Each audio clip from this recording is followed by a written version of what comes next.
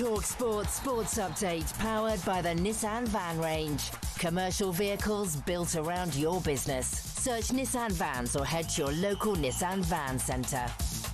With the headlines at 3 minutes past 10, I'm Nick Ellaby. Good morning. We're hearing Gary O'Neill's being considered for a shock return to Wolves despite his sacking 11 months ago. Former Wolves keeper Matt Murray would like to see Robbie Keane in charge. Here's why. The Wolves fans love him. Yeah. He's got that love for the club. He did really well with Maccabi Tel Aviv. If you actually look at his record in Europe, he's done so well. He's done really well with Ferencváros. He's got a clear way of playing. Vitor Pereira was sacked with Wolves winless this season. Meanwhile, we're hearing Southampton's players and staff would welcome Russell Martin back. Will Still was let go last night after a third straight defeat left the club one place above the Championship's relegation places. Our chief football correspondent Alex Crook says the problem at Saints is the hierarchy. They've had 6 managers, either interim or permanent, they've hired since they got rid of Ralph Hasenhüttl, who you remember made Southampton a very stable Premier League club. Only one of them has won more than 2 league games, and that was Russell Martin. Now, we've been debating whether Moises Caicedo is the Premier League's best midfielder right now. Former Chelsea winger Joe Cole reckons between the two boxes, Caicedo's the best in the world. In a modern game where so much of it's about patterns of play, you know, and sort of winning yardage, breaking the lines, you know, he's the best at that, breaking up play. He's got great technique, and but can he score goals? And now he's adding goals into his game. You can watch Joe Cole's interview back in full on the talkSPORT YouTube. And Martin O'Neill would love to stay on a bit longer at Celtic and take them into the Scottish League Cup final. After beating Rangers, O'Neill doesn't know how long he'll be in interim charge for. More at talksport.com. talkSPORT News. A 32-year-old man's been charged over a knife attack on a train in Cambridgeshire on Saturday, and the front carriage of a London-bound train from Glasgow's derailed in Cumbria but remained upright. The news team will have more in half an hour. talkSPORT weather with QuickFit, where we've got more premium tyres than the number of times you'll hear, "Ooh, it's a bit nippy this winter." Book today at quickfit.com. Cloudy with outbreaks of rain. That rain heaviest across the west, sunnier spells across south east England and north east Scotland. Very mild and quite windy.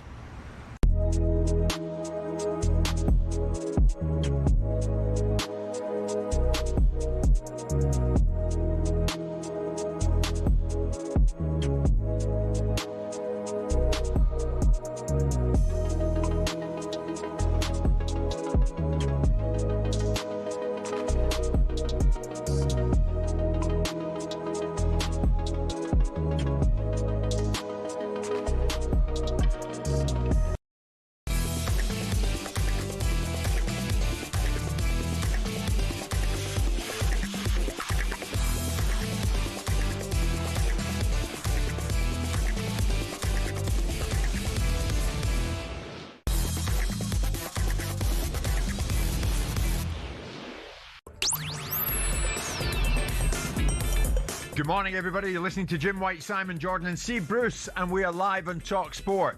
So after a winless start, Wolves sack Vitor Pereira. Departing 6 weeks after signing a new contract, have the Wolves board embarked on a strange period of mixed messaging. Meantime, after an Old Firm win, is Martin O'Neill now in the frame for the Celtic job on a permanent basis? He will join us very shortly.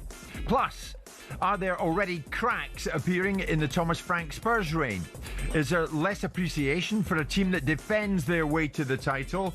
Do we have lift-off for Nuno at last? Should players have to flog tickets? And how do you assess 1 year of Ruben Amorim? It's Jim White, Simon Jordan and Steve Bruce, and we are live on talkSPORT. 100% engagement. Jim White and Simon Jordan on talkSPORT. Well, this is nice, isn't it? Simon Jordan and Steve Bruce reunited after all this time. The employer, the employee, back together again. Steve, how do you feel sitting shoulder to shoulder against him? Absolutely terrific. Good to see him. Well, I've just bumped into him in the toilet, would you believe? Oh, did you? Yeah, but... Did you? Yeah. That's good to see us all again, especially Simon.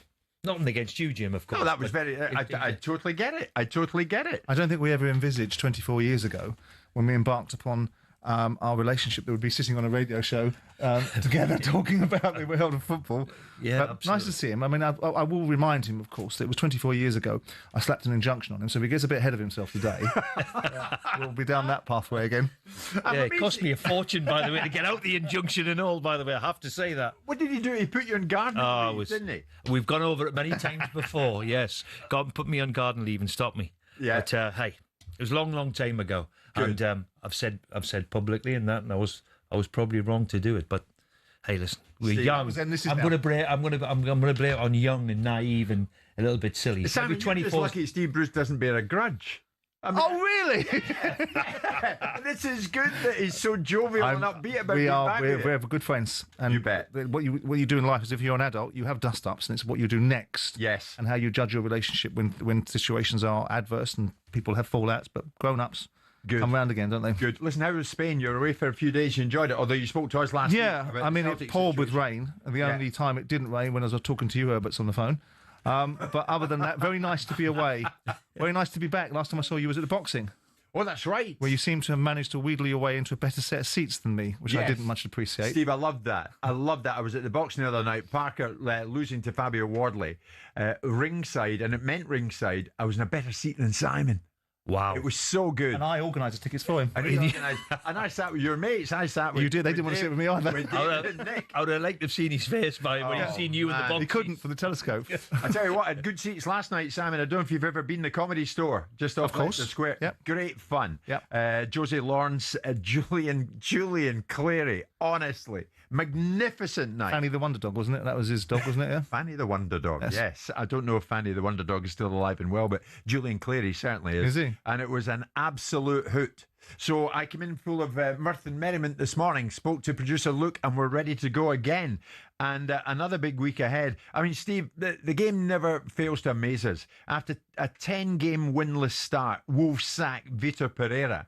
Did you expect it? You know the game inside out. Did you? I think we all understand the game now. If you're going to take head coach, manager, and you get off to a bad start, or you don't win in 10, or you've lost, or you've got 2 points, you don't win. No matter whether the Wolves manager or anywhere else, you are under a severe pressure. Yeah. Unless you've got a bit of maybe credit in the bank to oversee it a little bit. Well, he did have last year. They had an awful start last year, if you remember, and he came in. Yeah, I liked him. And he did well there, but I think if you have 2 points after 10 games, you're in trouble. You're in serious trouble, and that's the game these days, unfortunately. Yeah, I mean, even if you sign a new deal 6 weeks before, Simon, you still get the bums rush. Out he goes. They're bottom of the league on 2 points. Same as Nuno Espirito Santo signed a new deal with Forest in the summer, and all of a sudden we hear rumours that the owner was running around looking at other managers. So, you know, I would imagine, and Steve will contest to this, that a contract for 3 years will have get-outs for both sides to some extent, so you've not got 3 years worth of liability. But it's strange how quickly it's gone bad. He's not helped by the ownership there, because they've been running this club down in terms of the players that they sell. You can't just take all your best players out repeatedly and keep on working the oracle. Eventually it's going to catch up with you. One of the mainstays, the fact he was a bit of a bugger, was Cunha, who was a very talented footballer. Yeah. And you take these people out over the years, Neves has gone, all the different players have gone, Kilman's gone, and you're left with a squad that is very difficult to compete with. Yes. And I'm surprised, because I really like this manager. Yeah, I mean, the beauty of Bournemouth, for example. I mean, they sent 3 of their back 4 to big club, Paris Saint-Germain, Real Madrid, and Liverpool. And then all of a sudden they've brought in 3, and you think, wow, they've replaced them like seamlessly. I look at Wolves and think they lost 3 players in the summer this year. Cunha, Antonori, was it? The captain, Semedo. And have they replaced them well enough is the big question. But Steve, because you lose your best players, you're in trouble. You scratch your head, though, at people like this fella. Not you, specifically. My Simon. ilk. But the chairman, Jeff Shee, in September, on giving Vitor Pereira a new contract. Vitor has made a very positive impact during his time at Wolves. He's brought clarity, energy, and a team spirit that gives us a foundation to be successful. 6 weeks on, binned. Well, that's the nature of the beast, isn't it? It moves that quickly. And when you're looking, I mean, the Wolves' performance this season have been abject. I mean, they have been abject. And so how long do you allow that to go on? And if you're seeing no green shoots, 6 weeks ago, you're saying one thing, and you'll always be a hostage to fortune, because whatever you say can be brought back into your face, whether you're a politician, a football club owner, or a football manager. It's going to be thrown at you. But 6 weeks ago, now's a time for stability. Well, stability is only as good as being in the Premier League. And that stability is no good just keeping a manager because it's stable. You can be stable in the Championship now, won't you? That'd be a wonderful stability that you've got there. They obviously feel that there's still a chance. I mean, most people are looking at it and go, we've seen this before. Palace were in banging trouble a few years ago when Frank de Boer was put in there and Roy Hodgson come in after 7 or 8 games. Newcastle, post Steve's time there, were tipped to go to relegation. Eddie Howe came in, got some more money in the January window, and off they went again. So nothing's beyond rescuing. Yeah. But if you feel that the guy that's going to rescue you is no longer capable of rescuing you, what is the point? People will say it's brutal, but they'll get paid. No one's going on the breadline. And, so let's move on. And Wolves' ownership will look a bit foolish. And if they go back to Gary O'Neill, will look even more foolish. So there we are. Are Wolves beyond rescuing, Steve? What did they do? I always think if you're a club like Wolves or you know where you're going to be in the bottom half of the division, I think we always used to say that you need 10 wins at least. Right. Now I think Wolves haven't won just yet, so they've got to win. They've got to win 10 out of the next 28. Now, is that possible? Yes, of course it's possible, but it leaves them a mountain to climb, doesn't it? Really. But look, can you get on a bit of a run? Can somebody give them a lift? That's what they're all looking for. But I think we all understand, as I've said at the top of the interview there, that if you're going to take the head coach's role or whatever, then you know that you've got to make an instant impact. Yeah. And a bit like Martin now, we'll see the other side. Martin now has won 2 games. He's the king of Glasgow again. What it is, the orthodoxy's changed. Once upon a time, the orthodoxy was you've got to give people a lot of time. So now bake it into your thinking as a manager. You don't get that. If you take a job, you know that your impact has got to be immediate or near as damn it immediate. Now, certainly in the West Ham times, Espirito Santo has now crossed the Rubicon because he's got a result against a very poor Newcastle yesterday, to be fair. Yeah. But notwithstanding it, he's now got a result. But Simon, giving a manager a new deal means nothing, doesn't it? It means nothing. Well, it means something in terms of if you don't give them a deal, then you'll have the media saying you've got no faith in them. So you've got to give them a deal, and the consequence of it is that ultimately, if it doesn't work out, it doesn't work out fast. Unless you've structured that deal the way you want to, you're going to pay for that privilege. So if you're Wolves and you've stuck him on a 3-year deal and you've got to pay him for the next 18 months as a minimum, you've just burned a couple of million quid on a manager that's sitting at home with his feet up. Yeah. Do you go back, Gary O'Neill? You go back? Well, I mean, I like Gary, and I think he did a decent job. I think it ran its course with him, but there was personalities in that dressing room that I think drove him insane. And I think he was challenged by. And I've spoken to Gary about that. I think he's a good manager. Whether he's going to fix what Wolves had, he did a good job with Bournemouth. When everyone thought after Scott Parker, this is done. They're going to be banging trouble. And Gary came along and stabilised that. Yes. Yeah. But Bournemouth, as we have now seen under this guy, Bill Foley, is a bloody well-run football club because they've got a brilliant manager in it that keeps on recycling players and getting better. Yeah, I mean, they're example for a lot, Simon. And by the way, on the show last Monday, though, he came on and said that he can compete wages-wise with any club in the world. You can't. That's what he's saying. Yeah, coming forward with you, Bill. Wow. Okay, what's next for Wolves? Because at the moment, it's not looking good for them at all. Remain bottom of the league on 2 points, no wins, 8 defeats from the first 10 games, and now Vitor Pereira has gone. Who do you want in next? I mean, whoever comes in, can they possibly turn it around? 03717 223344 81089.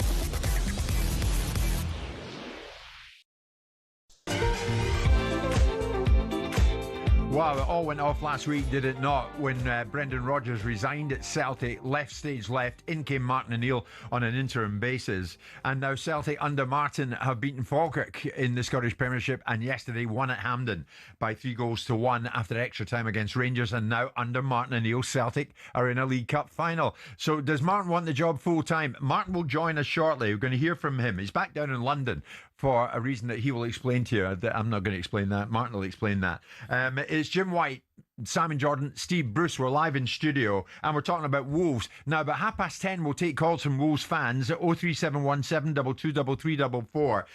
But off the back of the sacking of Vitor Pereira, what's going to happen now? Because Wolves somehow need to start winning, something they haven't done thus far in the Premier League. My talkSPORT colleague Ben Jacobs joins us live. Ben, good morning to you. What's going on then? What are you hearing, Ben?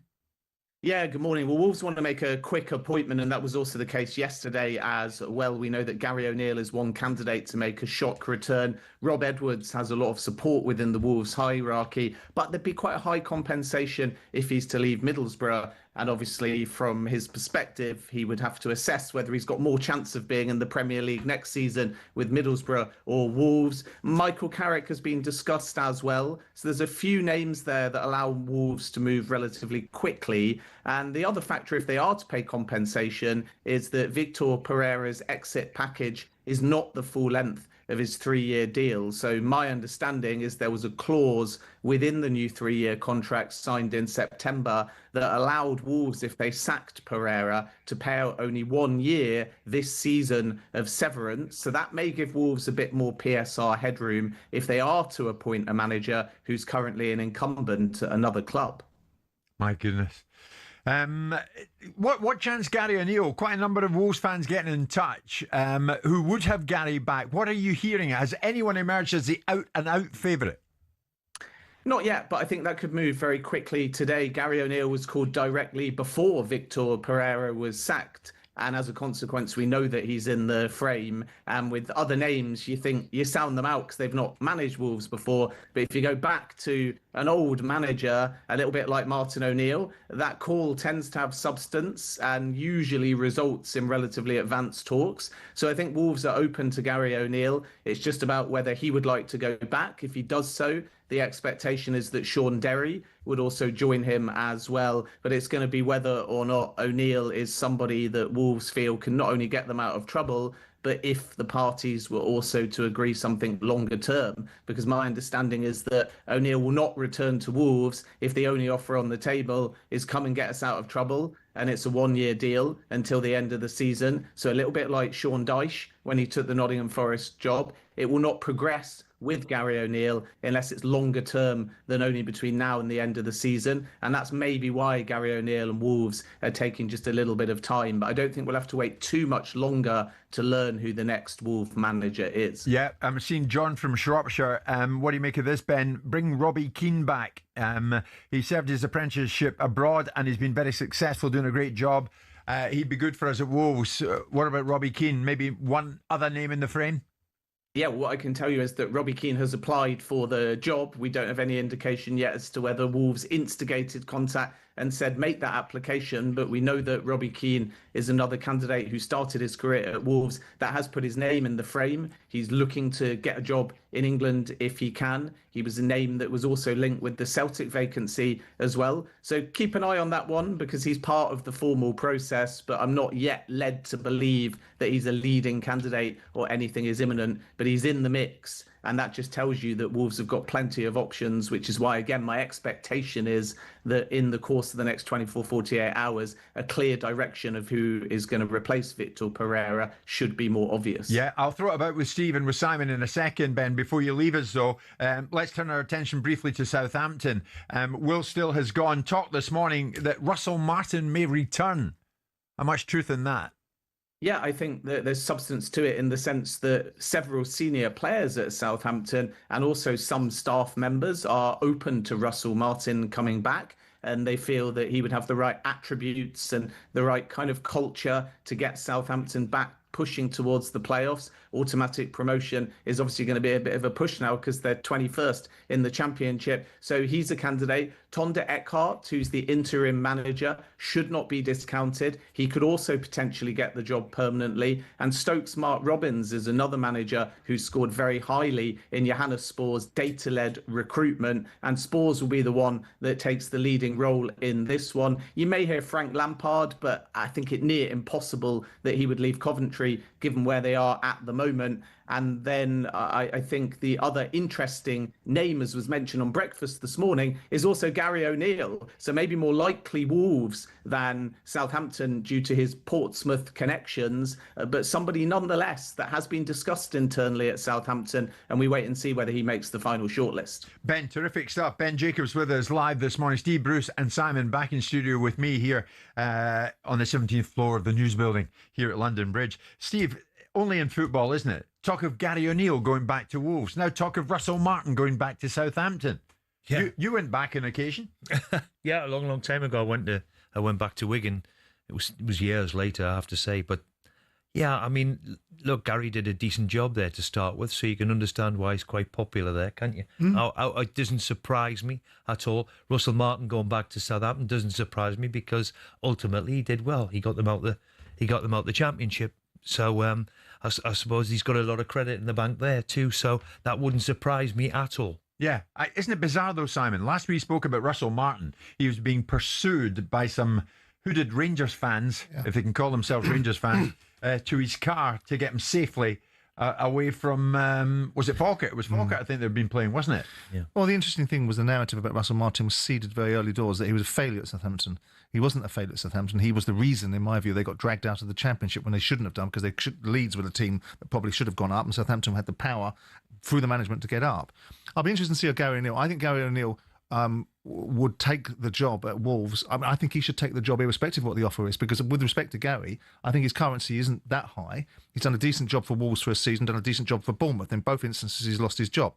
If he goes back into Wolves and kicks them up the backside and gets them going and stays in the division, whether it's a 9-month contract or it's a 3-year contract, I would be taking the job if that's what I was inclined to do, rather than arguing about the contract, because his currency will be good.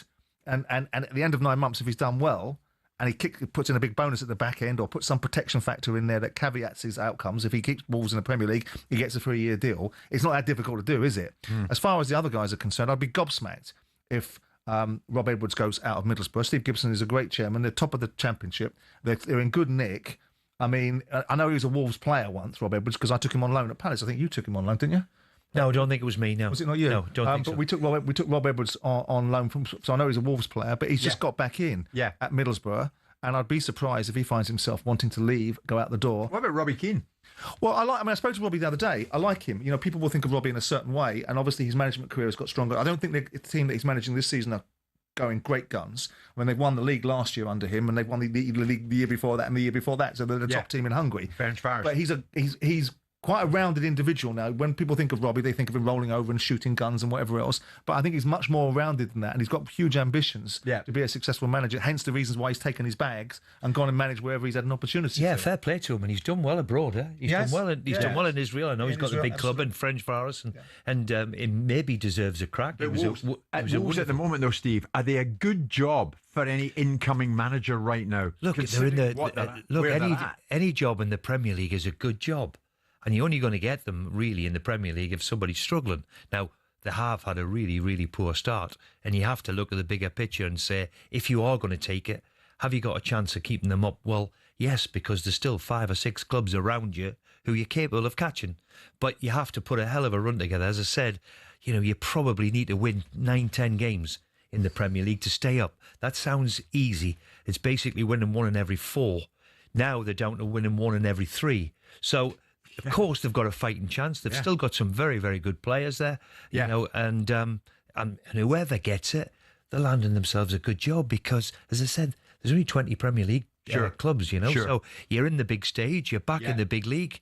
if Gary comes along again and makes a fist of it, like Simon said, who knows, might open the doors for him further down the line. Okay, an open invitation then to Wolves fans and to Southampton fans this morning. Simon is here, so too is Steve. Your chance to come to air and discuss it with them. Wolves fans, who do you want, and was it the right decision to get rid of Vitor Pereira? 03717 223344. Russell Martin, the prospect of him going back to Southampton, would Saints fans want that? And Will Still, how do you look back on his brief reign in charge at the football club? 03717 223344. It's 10:30.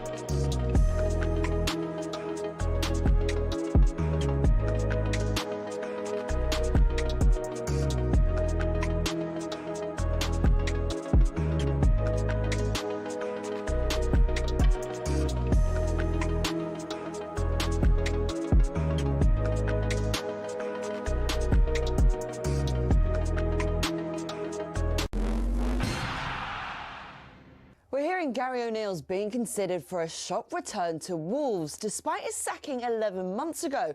Former Wolves keeper Matt Murray would like to see Robbie Keane in charge, and here's why. The Wolves fans love him. Yeah, he's got that love for the club. He's did really well with Maccabi Tel Aviv. If you actually look at his record in Europe, he's done so well.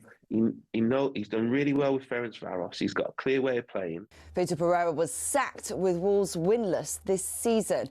Meanwhile, we're hearing Southampton's players and staff would welcome Russell Martin back. Will Still was let go last night after a third straight defeat left the club one place above the Championship's relegation places. Our chief football correspondent Alex Crook says the problem at Saints is the hierarchy. They've had 6 managers, either interim or permanent, they've hired since they got rid of Ralph Hasenhüttl, who you remember made Southampton a very stable Premier League club.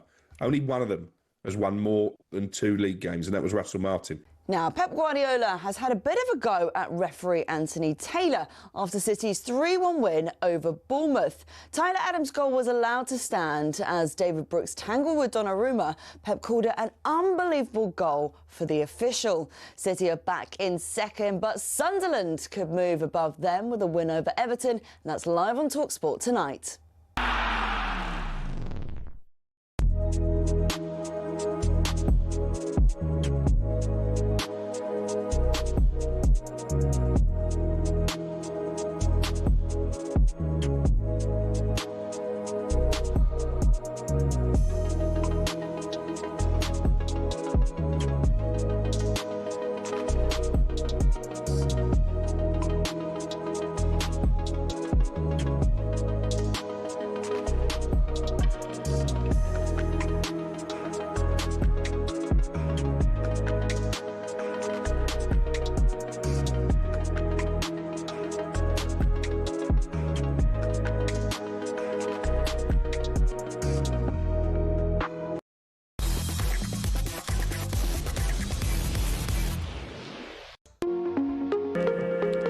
Nothing stays the same for any length of time in football these days, does it? Vitor Pereira gone from Wolves. At the same time, Will still gone from Southampton. So two clubs who need to get their engines rumbling very soon. Who are they going to go for? We are looking at that this morning. We being Jim White, Simon Jordan and Steve Bruce. Already, thanks for all the messages coming in this show. Honestly, it's all about you getting involved with us, and you do that on a daily basis. We're delighted about that. Later on this morning, we'll talk about Tottenham, who lose at the weekend to Chelsea. Are there already cracks appearing in the Thomas Frank Spurs reign? We shall get to that. In the meantime, we'll park our tanks on the lawns of Wolves and on the lawns of Southampton. Who is next in the frame to take over at Wolves? James is a big Wolves fan who joins us this morning. James, good morning. Simon's with me, so too is Steve Bruce. What's your thinking on Vitor Pereira gone so soon after being given a new deal? Yeah, it's a shame, but what can you do? The pubs are going to miss him. That's true. Yeah. But look, it was the writing was on the wall, and I think I rang you when we was appointed last year, and you said we're going to go down, and I said, listen, I have egg on your face because it was too early to call, and I was right. He managed to get us out of the rut. Yes, let's move on. And I mean, obviously, he's probably still, driving around Wolverhampton in the pubs or something. He'll be doing something anyway because he's a nice guy. But what can you do?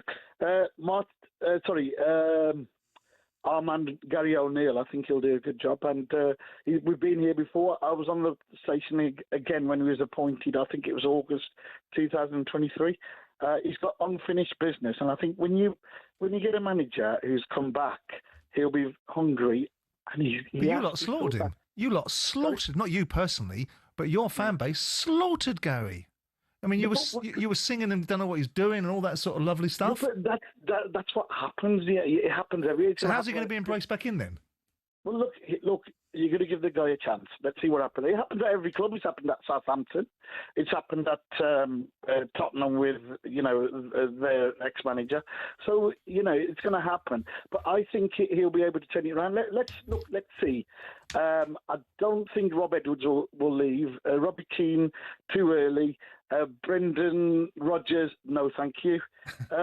Yeah, let's give it back to Gary, and I think it was a shame he lost his job. You would go back for Gary O'Neill. Okay, James, thanks for that. Definitely. Steve, do you feel that as a manager that when you go back somewhere, you go back because you feel there's unfinished business? Well, quite possibly there would be for Gary, I suppose, wouldn't it? He would think that way. He would say maybe he was harshly treated the last time because he did a quite respectable job for them, and unfortunately lost it. To go back is always a big call. There's a lot say you shouldn't do it.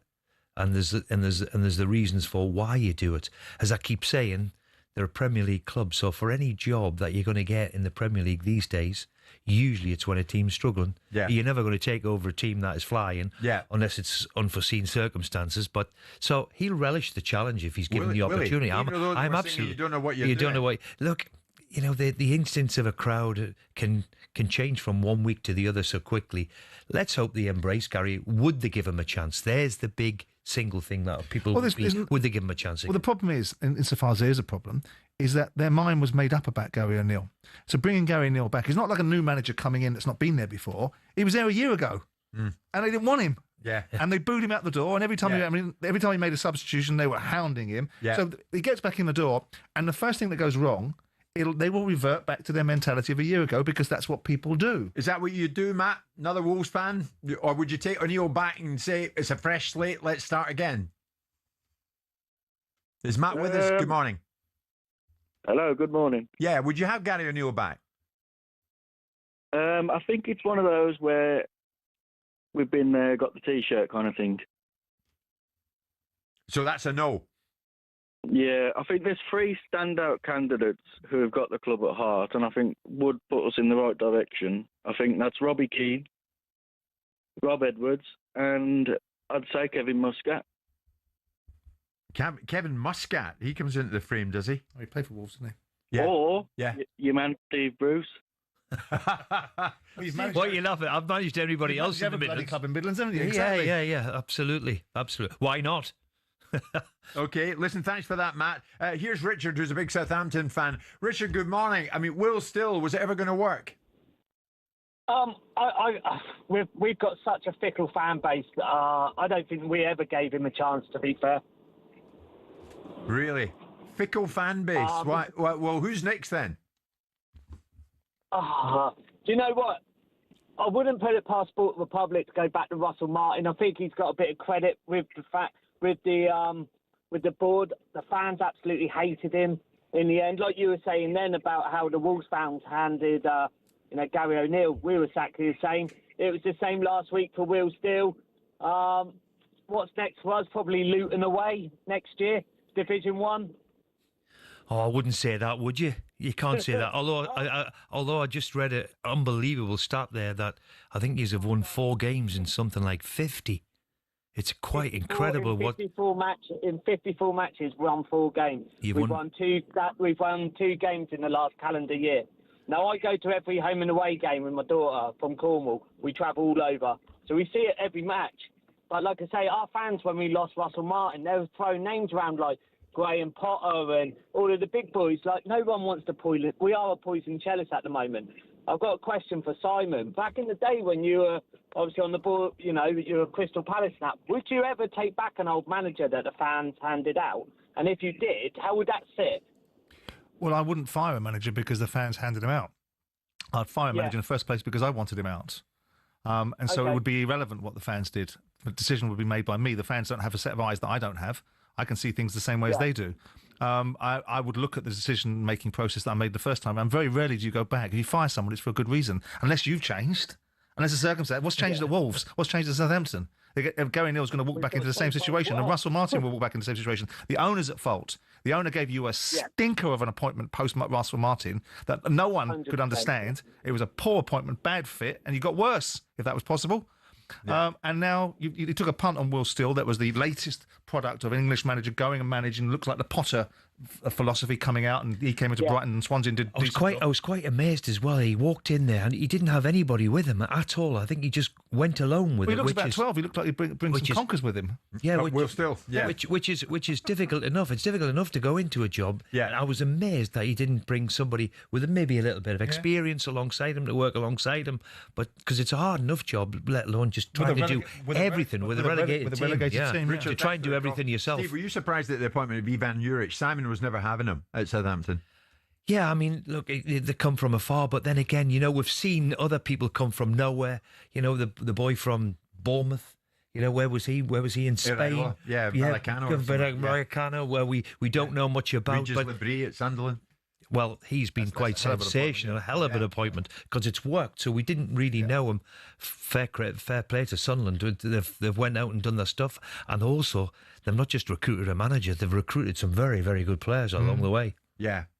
Russell Martin. I mean, would he willingly say, "Yeah, come on, let's do it again"? I mean, we can't speak for him. We'll try and speak to Russell actually, because I think he was overseas and he's now back. And he said to me the other day, "I'll come on with you and Simon."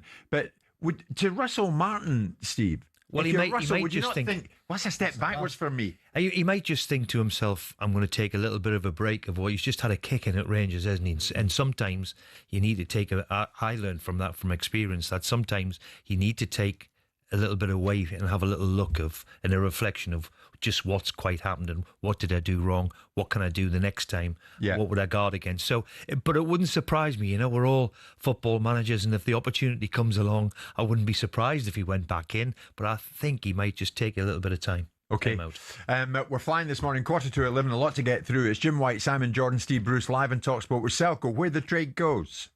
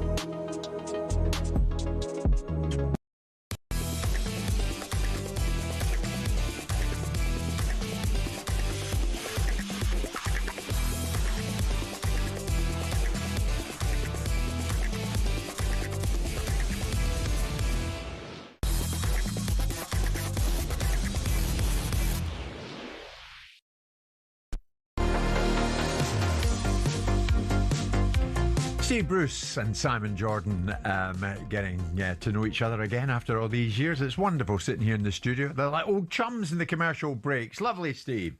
Good to have you on board, Mr. Bruce. Steve was with us last week. I saying we'll be mates for years now. Is it mates for years? He's been regurgitating media now.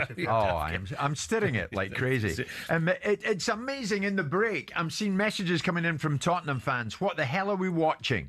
We didn't have a chance against Chelsea because of the way we played the other night. It was a poor performance. Tottenham, I have to say, Tottenham Hotspur this morning 5th in the Premier League. I admit they didn't really make much of a dent in Chelsea on Saturday night, but nonetheless, Tottenham are 5th. But nonetheless, Spurs fans booed their side off. 1-0 Chelsea. It was a tepid London derby. The club's poor home record goes on, though, from Ange to Thomas Frank. Tottenham have now played 20 home Premier League games over the last year. 4 wins, 4 draws, 12 defeats, 16 points from possible 60. So I get it. That's why you're having a swing at Tottenham, your players and your manager, Thomas Frank. Frank himself, very unhappy about the events of Saturday. We all sense the frustration and the emotions. That's part of football. It's extremely painful. Of course, that's part of the job to face you guys now and ask answer the very good questions. When you just are burning inside and you like to find solutions, watch the game back. I've never been in charge of a team that created that little in one game, never. So that, of course, I will look into what we can do to make it better. But I think that's one thing. I think it's everything is a little bit linked. And today, we didn't hit the level. Thomas Frank. Steve Bruce, when you hear Frank there, I mean, style of play complaints under Mourinho, Nuno, Postecoglou. Is this a club heading for another identity struggle with Thomas Frank? Do you know, all throughout my career, I've heard about how the Spurs way, isn't it? It's a little bit like the West Ham way as well, isn't the Spurs way? I suppose they've got this. They imagine that it's the attacking football that everybody loves to see, and of course everybody wants to see it, and they've got to play a certain way. At the end of the day, Spurs on Saturday in particular didn't play very well. They didn't play very well. So you can look at tactics and this, that, and the other. The top and bottom of it in a really tepid derby, really. Yeah. That Spurs really didn't lay a glove on them and created very, very little. And you could hear the frustration in Thomas for him to be involved in a game like that. He said, that we haven't created anything at all he'll look at. Look, there's still... to Chelsea, though, haven't you? Chelsea were good. Yeah. Chelsea were good, yeah. But Spurs...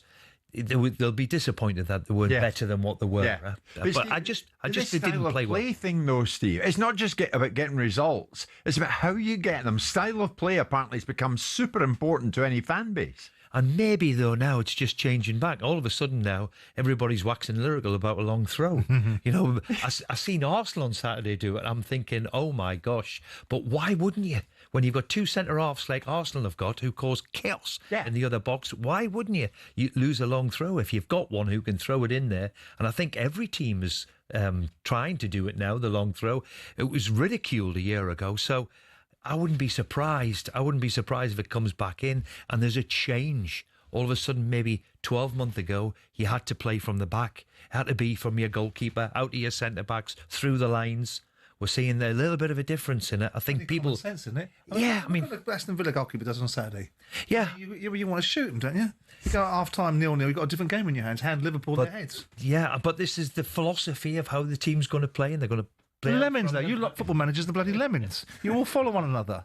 A good ball's a right some ball, if you don't. If you don't, Simon, you're called a dinosaur. By the way, that's true. That's true. There's no win. There's no win. The world. I want to ask you this, Steve. You ever been snubbed by any of your own players when you walk on at the pitch at the end of the game? Well, I can understand the players. Look, you've played badly. You've got beat off Chelsea. The last thing you want to do is go around on a lap of honour. I don't quite get this because if I've been beaten and I've played badly, the one thing I don't want to do is. I want to just get off, get into the dressing room and have a pop at a few.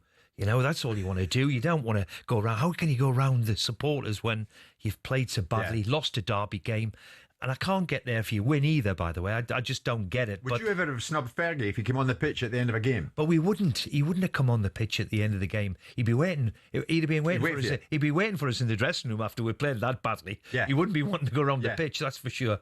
I mean, the reason I ask, footage, and people will know where I'm going with this, footage circulation post-match showed Jed Spence and Mickey van de Ven marching straight down the tunnel, but pretty pointedly ignoring Thomas Frank, even as the head coach told them to turn back. And Spence, for one, kind of wafted a hand in the air as he walked past Thomas Frank, and Frank addressed it. All the players are, of course, frustrated. They would like to do well. They like to win. Like to perform well. So I understand that. I think it's about which is difficult, of course, to be consistent in good times and bad times. That's why I went around to the fans as I did. It's more fun when we win. I can tell you that. Sam. Thomas, just to follow up, that is quite a striking image of you looking over your shoulder as the two players walk past you. Is that acceptable for you, that they would ignore you and walk off like that? I think, understand why you ask the question. But I think that's one of the small issues. We have Mickey van der Ven and Jed Spence that doing everything they can. And I think they perform very well so far this season. Everyone is frustrated. We do things in a different way. So I don't think it's a big problem. Is it something and nothing, Steve? Yeah, I think so. It's not a challenge to his authority or anything? No, I think, listen, he's a very, very talented man, isn't he, what he's done over the last few years. So he'll accept that players are disappointed. They just want to get off the pitch. You've just been played poorly. You've lost the game. You just want to get the hell out of there, really, you know. You just want to reflect on it. So I think he'll understand that. Of course he will. I mean, they're fortunate in that they've got Copenhagen next in the Champions League, Simon. So he's got an opportunity at home to do something about Saturday night, and pretty quickly. I mean, listen, you saw the other day Mark Gehi walk away from Oliver Glasner. Was there a problem there? I mean, players and managers have their relationships. I don't think he would appreciate the fact, and there's a part of me that quite likes the players having to go over to the fans. Not because I don't like this new phenomenon that the managers go on the pitch and everyone seems to want to air what's happening on the field rather than in the dressing room. But there's also a part, you lot put that performance out. You put it out. So you can go and have a look at the fans and they can tell you what you think. And you might have the same sort of scenarios that I have. There's a part of me that thinks that. But the other side of it is Thomas Frank won't do that again, I suspect. He would have had a word with the players. He would have said, I don't think that's particularly clever to have done that to me and walking off the field. But by the same time, he answered the question. In a roundabout way, he answered the question, which was, it's not quite the way I think they should have handled it. Yeah. But he did it diplomatically because he knows that the journalists would have loved him to turn around and say, no, I didn't. I had a right go up in the dressing room. There's no benefit in that for the manager. No. Because the last thing he wants to do is air what he may or may not have said to the players about their frustrations and their disappointments for their performance. Yeah. Because it was the players to some extent that put out that performance. It's quite early on in his career, in his reign at Tottenham, Steve. He could have done without that. It was a bit public. Having said that, would you just brush it off?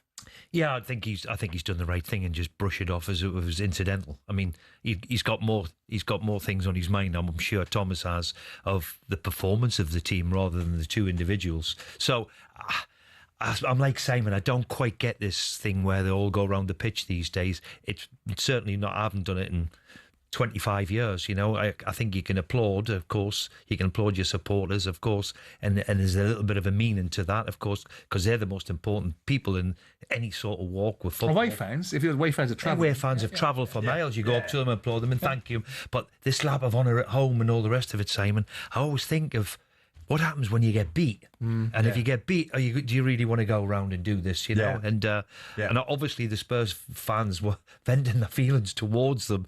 And the players probably thought, I'm going back and putting my playing head on now, thought, I want the hell out of here. I don't want to be applauding people when I've just played absolutely rubbish here and haven't done enough to win the game. Yeah.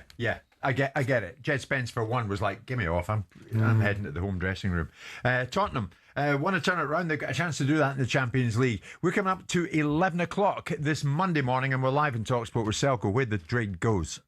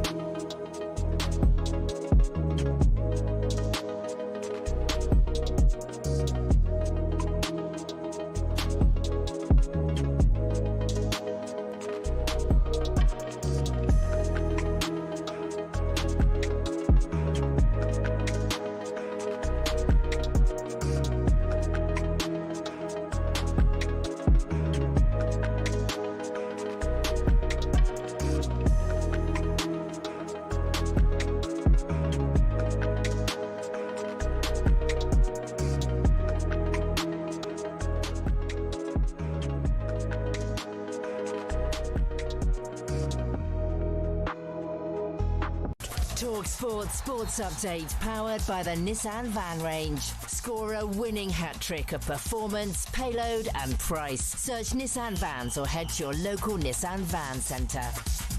We do headlines at 11:01. I'm Nick Ellaby. Good morning. We're told Gary O'Neill is the most likely candidate to take over at Wolves, and talks are advancing positively. Meanwhile, we understand Robbie Keane has applied for the job. Former Wolves keeper Matt Murray told us he'd like to see Keane in charge because of his impressive record in Hungary and Israel. We've not actually fielded an English outfield player this season, so the fact that Robbie's worked with all these foreign players as well won't be an issue to him. Vitor Pereira was sacked with Wolves still winless this season. Simon Jordan says it's strange how quickly things went bad for Pereira. He's not helped by the ownership there because they've been running this club down in terms of the players that they sell. You can't just take all your best players out repeatedly and keep on working the oracle. Eventually it's going to catch up with you. Meanwhile, Joe Cole wants to be a manager. One day, Cole told talkSPORT Breakfast he's learned honesty is key from working under Mourinho at Chelsea, and he wouldn't worry about upsetting players. If you're trying to make a team do something incredible, whatever level you're at, it's competitive, and if you're not open and honest and you're not truthful, you'll get found out. Players will find you out. And the always honest Martin O'Neill has exclusively told White and Jordan he's very much still interim manager at Celtic, and despite 2 wins from 2, the board have not asked him about staying on. That has not been discussed. I think that we've got the Michelin game on Thursday, and then we've got Kilmarnock on Sunday, and then there's an international break. After beating Rangers in the Scottish League Cup semi, O'Neill did say he'd quite fancy taking Celtic into the final. More on this at talksport.com. talkSPORT News. A man's been charged with 10 counts of attempted murder after a knife attack on a train in Cambridgeshire on Saturday, and a pregnant British teenager has been released from prison in Georgia after being held on drugs charges. The news team have more in half an hour. talkSPORT weather with QuickFit, your go-to destination for quality tyres from great brands like Continental. Visit your local centre or quickfit.com and book today. Cloudy with outbreaks of rain. That rain heaviest across the west, sunnier across southeast England and northeast Scotland. A mild day and quite windy.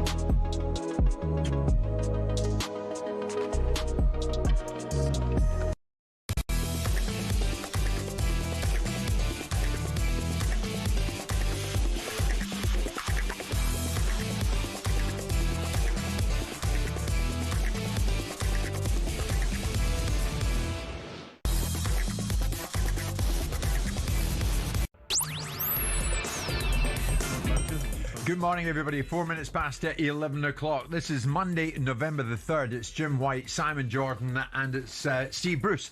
And we are all live on talkSPORT. As many of you tell me, when you meet me in the street, you're watching the show as well as listening to it, because we're live on your TV on Samsung, LG, Fire TV, Apple TV, Chromecast, Android, Google TV, even Prime Video. I mean, Steve, the list goes on and on. I wish you'd have told me that. I could have put a better jumper on, I have to tell you. Although when I sit next to Mr. John here, I understand now why it's... Nobody can compete with him. He's dressed to the nines as always. Absolutely. It'd be interesting to get Simon's take on this, being a lover of the sport of boxing. Josh Boazzi beat Zack Parker in Manchester at the weekend. According to the judges. According to the judges, you're spot on, Simon. Zack Parker, in the eyes of many who were there and who watched it, he was a winner and not Josh Boazzi. Zack Parker will join us live in the studio when, look, about 12 noon.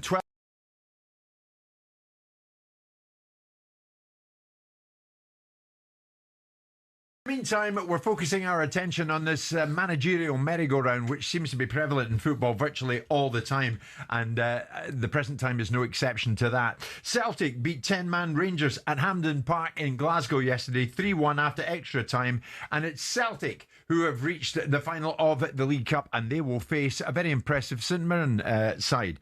When that comes, we'll watch and listen with interest. But in the meantime, what's going on behind the scenes at Celtic is of major interest to us all, because Brendan Rodgers last week, and we were in the thick of this here at talkSPORT, Brendan Rodgers quit the club, walked out. In came our own Martin O'Neill. having managed the club in the past extremely successfully, it must be said, but he's back in for a second time, albeit on an interim basis. So Martin O'Neill, Celtic going well under Martin O'Neill on an interim basis. 2 wins, they beat Falkirk first off and then they beat Rangers in the Cup semi-final yesterday at Hampden. Could Martin have envisaged it going any better than it's done? I spoke to him just before we came on air. You know what, Jim? I was looking for another word for, like a synonym for surreal, but I can't really find it, and it's been really strange. I walk out of your programme last Monday, minding my own business, and here I am a week later, having managed Celtic again after 20-odd years for 2 games, it is really surreal. How was it managing in another Old Firm match 20 years on? Every bit as bad as it was all those times I was doing it before. Every bit, and bad in the sense of nerve-wracking, worrying before the game, the normal things. Mind you, I think that's in my disposition anyway. So, and I suppose going into a certain extent into the unknown, not in terms of Old Firm games, but of complete knowledge of your players. By the time I'd reached my first Old Firm game 25 years ago, at least I knew all my players and what they could do and what and their strengths.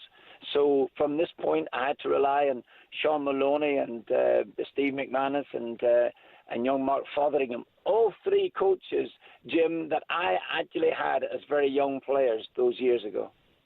Are we still talking interim? Very much so. Very much so. I don't think my heart could stand it, to tell you the truth. I mean, you know what the fans think of you. Do you want the job, Martin? Jim, no, I tell you, seriously, you have all sorts of thoughts. If the result doesn't go our way yesterday, all sorts of chat would take place.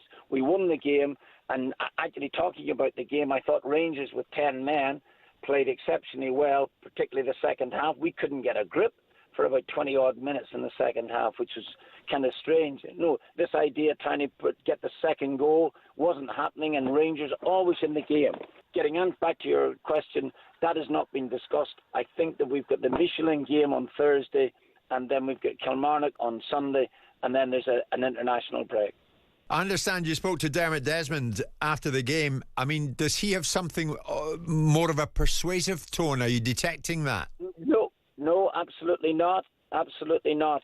No, we never mentioned anything about it. I think that the board would then have some time, an international break, but players away for a fortnight, that type of stuff. So I would imagine that I'm quite sure that they would have thoughts in their head about who they might want to take over. I don't know that there.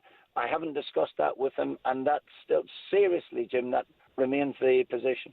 If it's not going to be you, will you at least be involved in the selection process? Do you expect to be? Well, absolutely not. I've never been in a selection programme ever with Dermot Desmond at Celtic. Never once. And I'm quite sure if he had ever asked me in those 20 years, I probably would have sent him in a totally different and very worrying direction. So there we go. They've had great success. So that will continue in that sense. But I will have nothing at all to do with the new manager coming in. So what you're telling me is we can expect to see you, Simon and myself, back in studio this side of Christmas? I would have imagined that is very plausible. Of course, if Simon and you actually asked me onto the programme. Final one from me. What are you doing back in London? You've got a game in Denmark on Thursday. Oh, well, remarkable. I was in such haste to get up there to Scotland last Tuesday that I have not got my passport. So I have to come down and bring my passport up. Otherwise, I do not get into Denmark. Only Martin O'Neill could give us an answer like that. Steve Bruce alongside Simon in studio. What do you think, Simon? I mean, you know Martin. We've got to know him really well. I knew him anyway, but I mean, is he being cute here? I think he will continue to manage Celtic. He's given them an opportunity to pause for thought, not necessarily just about him, but about the consideration of who they've got to appoint. Because Celtic need to make the right decision. They don't need to be hurried along by the constant ticking down of the media's perception of when they've got to appoint this manager. So it builds up a narrative. As long as Celtic are going well under Martin O'Neill, it gives them an opportunity to consider and look. Yeah. I personally think there's a distinct possibility that he could be there for the rest of the season. Yeah. If the games are being won, what is the rush? So what if he's 73 years of age? So what if he's twice the age of the manager that he managed against yesterday, which I saw the narrative being peddled out by the Sky guys that are observing on the game? If he's winning football matches and keeping order, then Dermot and the other shareholders in the business don't have to rush to make a decision, which is a nice place to be in, isn't it? Well, I said last week he's walked in and he's calmed the storm straight away, hasn't he? But with the appointment, it's a shrewd appointment for them to go and do it, and it wouldn't surprise us all that he carries on. He wins on Thursday and wins on next Saturday. Yeah. Who wouldn't be against the way we'll keep him till the end of the season or whatever? I'm sure he'd probably want to be involved in the cup final, wouldn't he? Oh. Which is, what, a month away, is it? Absolutely. So you never know. You would never know, but you would never rule anything out. Keep him in, and keep him. I'd like to see him kept there until they play Hearts again, which is in about 3 weeks' time, given the fact he was so disparaging about them last week when they got beat by Hearts, which was post the fact that Brendan then resigned. Stick him in until that game. Yeah, I just wonder this morning, are there many Celtic fans listening this morning? You were singing his name at Hampden yesterday, and why wouldn't you? Because he was back. And he's obviously still hugely popular in your eyes. But what he's done on his return, you beat Falkirk 4-0. Then yesterday you beat Rangers 3-1 after extra time. You can shoot us a message, 81089 03717 223344. There's Sir Rod, get in touch. Steve, I'm 80 and look at what I can do at this age. Martin's 73. I mean, he's saying, yeah, for one, he would love him back. I think there's a number of long-time Celtic fans that would say yes to Martin. But Martin at the moment is being Martin. Oh, it's definitely being Martin, and we all understand how Martin is, you know, and I just find it quite staggering football that a week ago he's working with you guys and he gets a phone call that afternoon. All of a sudden he's won 2 games on the trot, and who knows, he could be back in with interim. Yeah. We're all debating that. It wouldn't surprise me anything at all what he does, but let's not forget he's always been hugely talented as a manager, and as a human being, he's very, very, very, very good to be around. Yes. Very, very humorous. Infectious personality. Yeah, you've got a great personality, and we're all delighted to see him back in. And I've heard from a few that on the quiet, he's always wanted to be back in a little bit, you know, and that doesn't surprise me either. Oh, sure. Simon, you're the next best thing that I've got this morning to Dermot Desmond. If you are Dermot, what are you doing? Are you taking Martin aside? You're seeing what's going on. Just take my time. Just put Rangers out. No, I'm taking my time. I mean, I'm interested to see what Rod Stewart's relevance in terms of he's 80 years of age. I wonder if Martin's going to run around the dugout in some lycra trousers or something. He couldn't resist it, Rod, could he? But I would be quite happy that what I brought Martin in to do was being done. And I would feel no necessity. And I would actually, quite frankly, probably ask Martin O'Neill if I were looking at candidates for his opinion on them, because I think there's enough of a relationship there over the period of time that they've had, and a friendship and a respect culture, that I would perhaps ask Martin. But I wouldn't be in a hurry. I'd be, okay, unless I've got my candidate, unless I know exactly who I want and I'm negotiating with them. If I haven't got that, I'm very relaxed. Martin, keep running. We'll keep on doing it on as we do now. And obviously Martin will be suitably well remunerated for doing it. So I'd be very relaxed about it all, because the noise is dialed down. I mean, how could you not, Simon? As I said, they beat Falkirk, but yesterday was a test, and they overcame that. Yeah, but Rangers ain't that much, are they? I mean, let's have it right. Say they beat Michelin in Europe this week, and the chances are they will. Say they beat Kilmarnock at home at the weekend, which will be a test nonetheless. But you're dealing with a manager in a unique situation, because Martin is not a manager that was expecting this opportunity. So you're not under pressure to satiate the demands of a manager. Without being disrespectful to Martin, and I'm not suggesting he'll take what's given to him, he's going to be relaxed about it. So he's not going to be, I don't think Martin O'Neill's going to be turning around to Dermot Desmond and say, I've won 5 games in a row, I want a 3-year deal. No. That's not going to be happening. Right. Yeah. So it's a nice, easy situation for Celtic to manage the way through. You'll have people in the Celtic audience suggesting it's not a progressive thinking, it's going back to what they've done before, it's a 73-year-old manager. It's irrelevant. Yeah. Win football matches. Yeah. And then you can build on that. And also, he's got young people around him too. I mean, look, he's never going to be out there on the training ground and taking the training sessions and all the rest of it. Probably never had done. He relied on coaches to do that. He's the manager of the team and picks the team, and for that, he's always been successful. And he's got young people around him now to do all them things for him. Incidentally, Sir Rod Stewart is saying, Jim, tell Simon I can take whatever he throws at me. There is no problem. Sir Rod, good morning. Sir Rod is one Celtic fan who's saying, yeah, Martin O'Neill, let's have it. Let's have him back. Are there many Celtic fans out there who feel similarly that it's staring you in the face, Mr. Dermot Desmond, that Martin O'Neill is a man? I'll be intrigued to hear from you. Let's have it, because Martin joined us just before we came on air, and you heard from him exclusively again on this show this morning.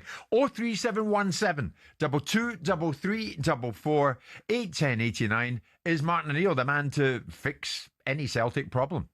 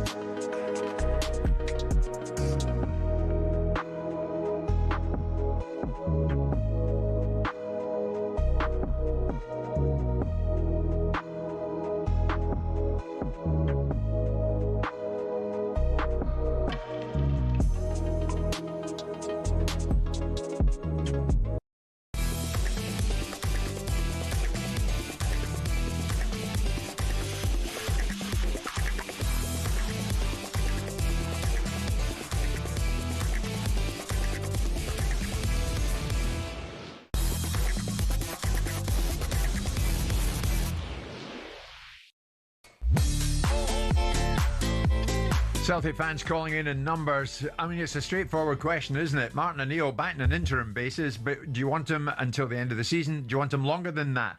Because under Martin, it's going well. Won the first game, then they won the second one yesterday after extra time at Hampden and put Rangers out the League Cup. And Celtic fans love putting Rangers out of anything. And Martin steered them towards doing just that. Stephen here, Celtic fan. I would 100% have Martin O'Neill until the end of the season, but I do fear if results don't go his way, he could possibly ruin his legacy. Interesting point there, Steve. Is that a possibility, would you think? I don't think it would ever ruin his legacy, but let's not forget the team he put together at Celtic was in some team, Larson and Sutton and all that lot, and Lambert and the centre back Bobo Bowlby. Yeah, they were a really, really great team. Would it affect his legacy if they went against him? Who knows? I doubt it because he's such well liked up there. So I would really doubt it if he took the job on interim basis and the results didn't go that well. I wouldn't be. No, I don't think so. Okay, so Martin O'Neill going well in the time he's been back. He's only had a couple of games. His next one is in Denmark. That's why he's had to come back to London to get his passport and then head back up there to head to Denmark. Anyway, it's a long story, but we got the gist. Michael is a big Celtic fan. Michael, good morning. Thanks for calling. Simon and Steve are with me. What do you think, Martin, until the end of the season? Would you buy into that? Hi, good morning, guys. Morning, absolutely, Jim. Yeah. Absolutely, Jim. I hope Dylan that's listening, give him the job. Give him the job. I've actually, honest to God, I've been saying we needed him a way back a year ago at the turn of the new year after the Derby game. Because Brendan Rodgers is just, it was dire to watch Celtic. It had just become an absolute drag. I actually started going to watch Clydebank games. It was that bad. So you saw a big difference yesterday, Michael, in the Celtic you watched under Martin. Massive difference, Jim. You had 11 players running and working for each other. Like if you've got that, you've got a chance, and he gets that going. And then you've got wee Sean that can do the tactics if need be. And Martin's there, the figurehead, the motivator for us. You know what I'd like in at this stage, Jim, is the second time Walter Smith came back to Rangers. That's what it feels like. That's about what it feels like. That's what it's like. So, Michael, if majority shareholder Dermot Desmond is listening to the show, and he probably is, what do you want to say? Give him the job. Let him have 2 or 3 years. And here's another one for you, Jim. If we give him the job, we're in with a chance of winning another European trophy. No European Cup, but Conference, UEFA Cup. Give him the job. Give him the money. Give him the time, and we could maybe do it. A ringing endorsement of Martin O'Neill from you, Michael. Thank you. Fraser's another Celtic fan. Do you go with Michael? Give it to Martin O'Neill. Absolutely not. I don't think Martin O'Neill's in charge just now.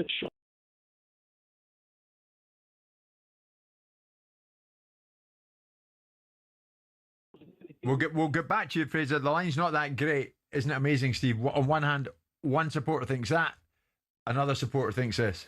Well, that's the great thing about football, isn't it? Absolutely. And I'm just I didn't quite get the guy's name whose lines just broke up, but you know the fact that they put the two of them together is the crucial part. Of course, Martin will need young people around him, and he's got 2-3 young lads who he's managed before. So there's an instant respect there straight away. And Sean's done a little bit in Wigan and been a head coach and all the rest of it. So knows what it entails. So very, very shrewd appointment. Here's Bill, another big Celtic fan. See if we can get Fraser back. Bill, what's your thought on Martin? I'm delighted the way he started, Jim. Just reflecting on the last time he came on, I remember he signed about half a dozen players over 6 foot and made us more physical. And that was a bit apparent on Wednesday night against Kilmarnock and against Rangers yesterday. A more physical Celtic. Yeah. Well, we're lacking that. You know, some games you just got to roll the sleeves up and get tore in. We weren't capable of that. Getting on to Cameron Osmond, Sean Maloney has obviously been telling Brendan Rodgers the same information he told Martin O'Neill about this boy. Yeah. And it was totally ignored. And just another point, yesterday on his after-match press conference, within an hour, he had brought them the whole thing back down to the ground.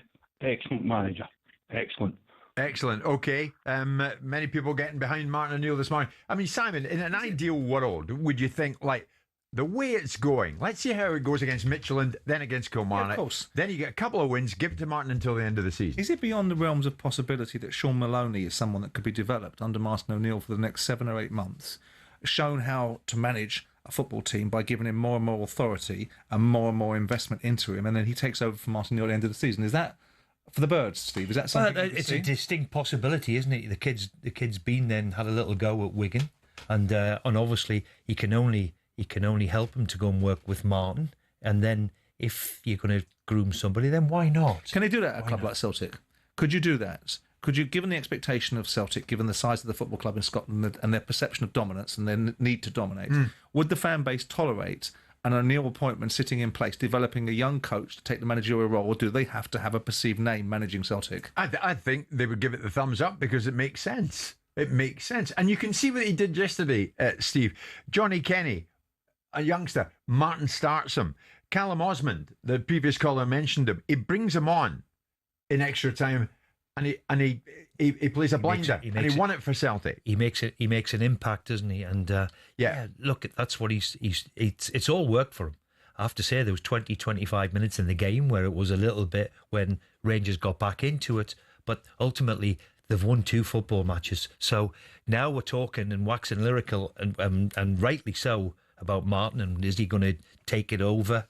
I genuinely believe if he thinks he's got the energy to do it, I think that's the big thing. He wanted to do it, didn't he? And he's been wanting to do it. Like, I've been speaking to Simon for the last maybe 5-6 years. Quietly, he's been looking around for something, and I totally understand. He wants to get that victim's complex off his back after being sacked from Nottingham Forest after 19 days. He wants to get that out of his system. Yeah. But I mean, imagine all of the decisions that Martin's making with no desire to diminish his investment in them. They'll all be Sean Maloney led, because he won't have spent his time studying the team. He won't have watched every single Celtic game. True. So he's taking Sean Maloney's advice and being bold enough to implement them on the back of I'll take it on spec, and they're working out right now. So it makes sense. It didn't make sense, Steve. Stephen Gerrard told TNT Sports on Saturday night, or whenever it was he spoke to them, that it wasn't the right time for him to go back to Rangers. He said, in terms of Rangers, it was very close. He said, but if I was to take a challenge that big and that important, it had to be perfect, and I had to be 100% ready. Unfortunately, I wasn't due to the timing, so I stepped aside. Do you think it was just that, the timing?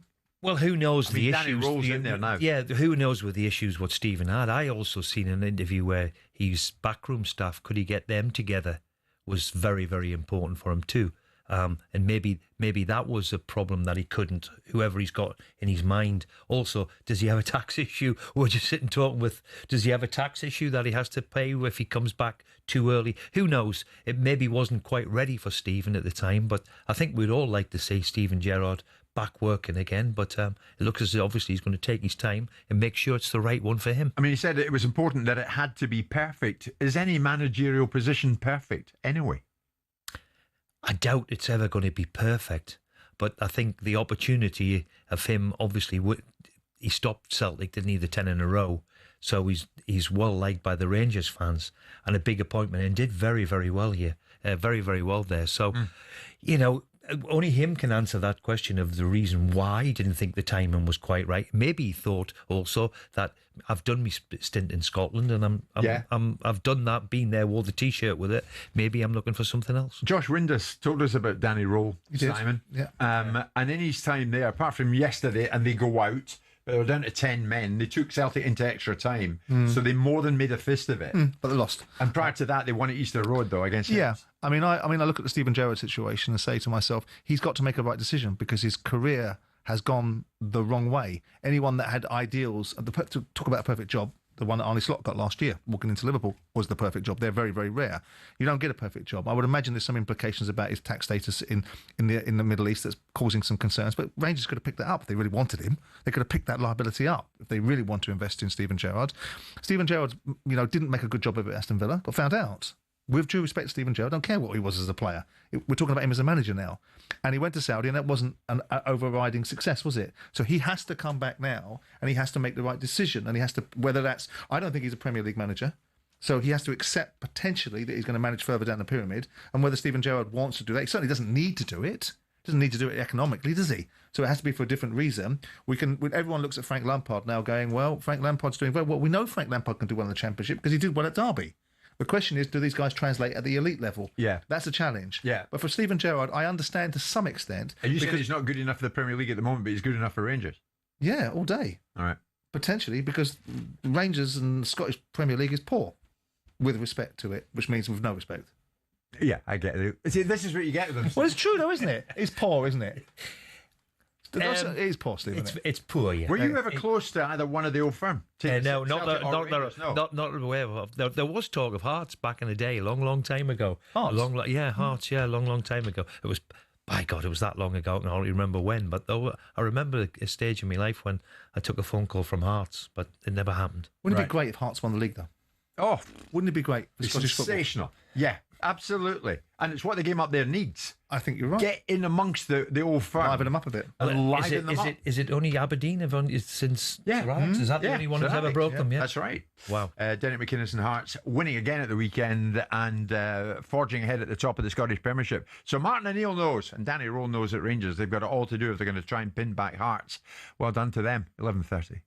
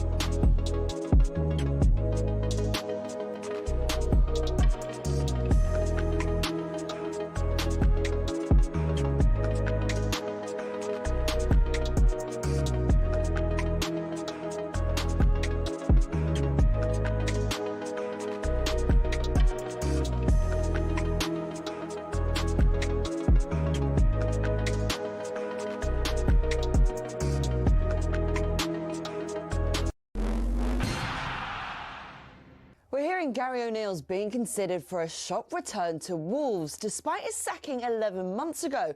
Former Wolves keeper Matt Murray would like to see Robbie Keane in charge, and here's why.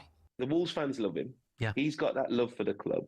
He's did really well with Maccabi Tel Aviv. If you actually look at his record in Europe, he's done so well. He's done really well with Ferencvaros. He's got a clear way of playing. Vitor Pereira was sacked with Wolves winless this season. Meanwhile, we're hearing Southampton's players and staff would welcome Russell Martin back. Will Still was let go last night after a third straight defeat left the club one place above the Championship's relegation places. Our chief football correspondent Alex Crook says the problem at Saints is the hierarchy. They've had 6 managers, either interim or permanent, they've hired since they got rid of Ralph Hasenhüttl, who you remember made Southampton a very stable Premier League club. Only one of them has won more than 2 league games, and that was Russell Martin. Now, Pep Guardiola has had a bit of a go at referee Anthony Taylor after City's 3-1 win over Bournemouth. Tyler Adams' goal was allowed to stand as David Brooks tangled with Donnarumma. Pep called it an unbelievable goal for the official. City are back in second, but Sunderland could move above them with a win over Everton, and that's live on talkSPORT tonight.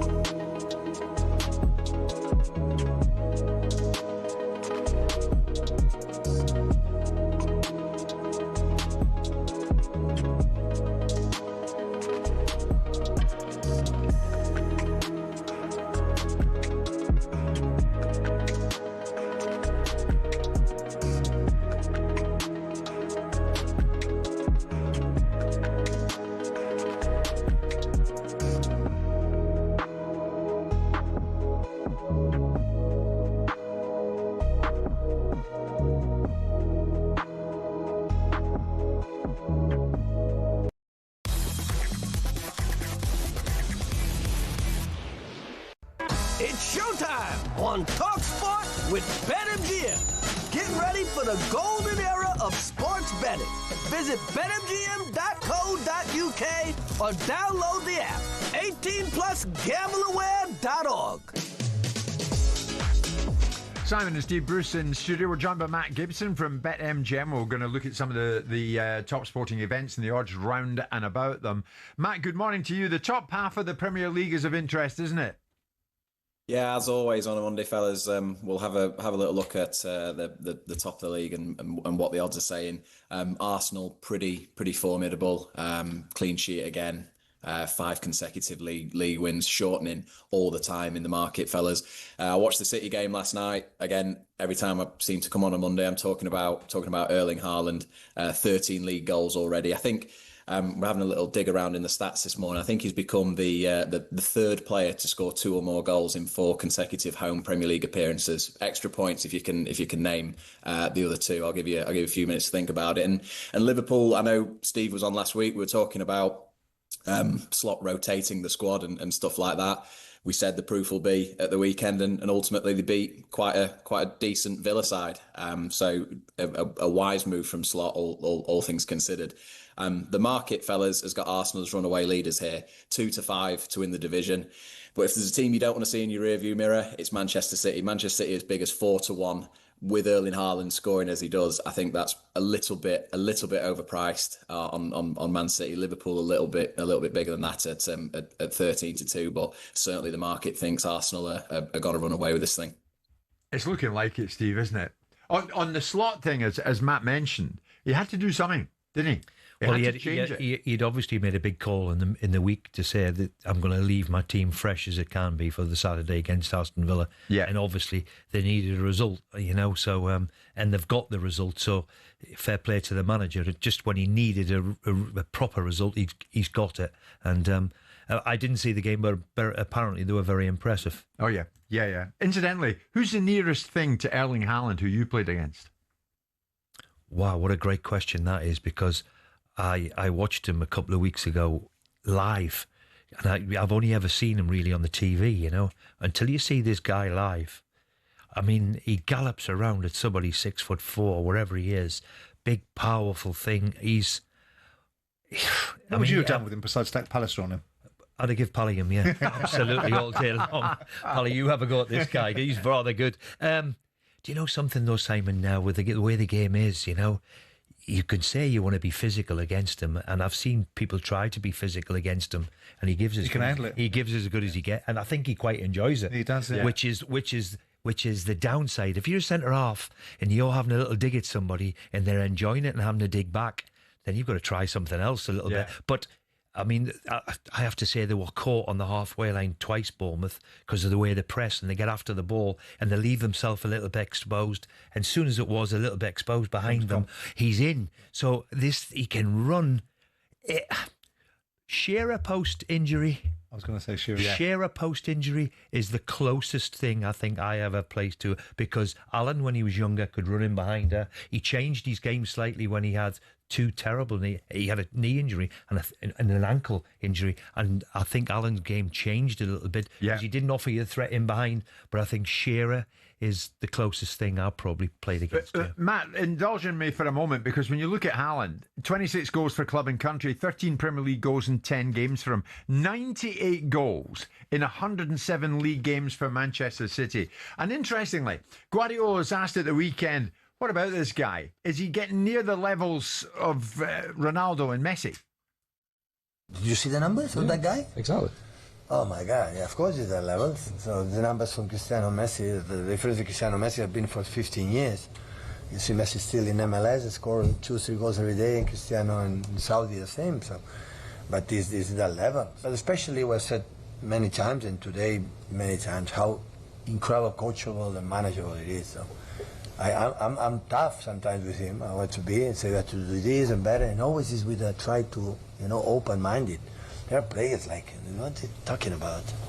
So it's down at the earth, so it's top. And after that, want to do it, and of course he leads for the goals, and sometimes the pressure cannot sustain 90 minutes, like Ryan Cherky. That's normal. That's normal. It's happened that, but it's without him, it would be tough, to be honest. Wow, it's quite an endorsement, isn't it, Steve? Well, when you've arguably got the best manager out there saying that he's up there with Messi and Ronaldo, and you'd have to say at this particular moment, you'd have to be, in terms of his numbers. He's not quite got the skills of Messi and Ronaldo. He doesn't have them skills. But if there's ever a goal scorer that you want in your team, I mean, even Pep says it now. Can you imagine Man City without him? I mean, it's quite remarkable, but his numbers, the way he is, he's still only young as well. I mean, he's still got a long, long way to go, but his numbers are frightening. Amazing. What about the bottom half of the Premier League, Matt? Yeah, I mean, we can get Brighton Leeds out of the way if you really want to talk about it. Our record there is horrible, by the way. So I wasn't expecting too much. But a good win for West Ham against Newcastle. I don't think Newcastle have won on the road in about 7 months. I think if they've got aspirations of European football, they've got to sharpen up on the road. Obviously at home they're brilliant, but on the road they really struggled. And then ultimately the results at Fulham did for Vitor Pereira. Market's got Gary O'Neill as even money to take over the job next. Brendan Rodgers priced up at about 8. Rob Edwards, the same price. We're having to think today, fellas, about decent case studies where managers have gone back to a club that they've parted company with. The only decent one we can think of is David Moyes at West Ham, going back and winning the European trophy with West Ham. Hang on a moment, what about me at Wigan all them years ago? Come on. Absolutely. I know it was a long, long time ago. I love Wigan, me. Absolutely. Yeah. Come on. I mean, you were sensational back there at Wigan under Dave Whelan. Oh, Dave, if you're listening this morning, how are you doing? You forgot Steve at Wigan, did you not, Matt? I did forget Steve at Wigan. It was a wee bit of a rush job. We were thinking about Mourinho at Chelsea, and then that second spell didn't go as well. But Steve, if you're thinking of Mourinho, I can quite go there. I won't be insulted with that. Tonight, Matt, 8 o'clock, exclusively live on talkSPORT. Sunderland against Everton. This is some game for a variety of reasons. Yeah, I think it'll be a good one. Perhaps the teams at the start of the season, you'd probably say the teams are in opposite positions. You'd have expected Sunderland to be struggling down the bottom end, and Everton with a new stadium, few signings in the door, you'd expect them to be challenging for the top. But ultimately, Sunderland win this game, they go second in the division, which is incredible. Sunderland, they've already won 5 Prem games this year. That's just one fewer than they managed in the entirety of the last time in the top flight campaign. The 17-10. to win this evening. Everton probably need the win as well. 11 points, level with Leeds and Fulham. Probably want to put a little bit of distance in between them and the drop. But Sunderland Stadium alight, under the lights tonight. Brucey will be able to tell us all about that. It'll be a real job for Everton to go there and get anything, won't it? Oh yeah, it's a difficult place at the moment to go and play, that's for sure. I mean, they've had a wonderful start. I mean, I think, do they get to 20 points if they win tonight? So practically you would say they're safe, and numbers-wise. I mean, quite remarkable that you would say, and you have to say fair play to them. They've recruited well. We're talking about the coach and what he's done and how he's gone about his work with the younger players, and then the recruitment. And I think the signing of Granit Xhaka was arguably the signing of the summer, really. I mean, we all know about this fella, but there's a typical leader. And if you want somebody to lead you from the front, this kid does. Yeah. Very, very naturally. So delighted to see Sunderland doing so well. You're spot on. They win tonight, they go on 20 points, they go second. Quite remarkable, and nobody would foresee that. And do you know something? That is the beauty of when we talk about football and how it surprises you. Sunderland have been the surprise package so far. Well done to them. Well done to them. Brilliant. Matt Gibson, well done to you. Thank you so much. It's all thanks to BetMGM. Visit betmgm.co.uk or download the app. 18 plus, begambleaware.org. It's showtime on talkSPORT with BetMGM. Keep things golden with responsible play at betmgm.co.uk. 18 plus, gambleaware.org.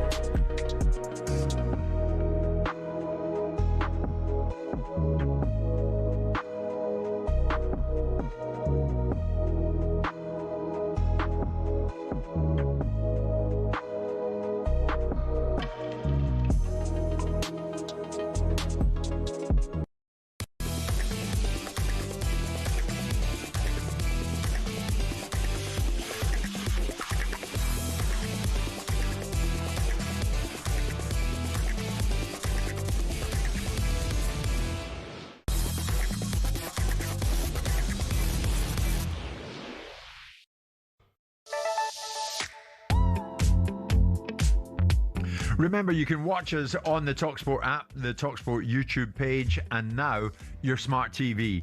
However you want to watch, talkSPORT is there.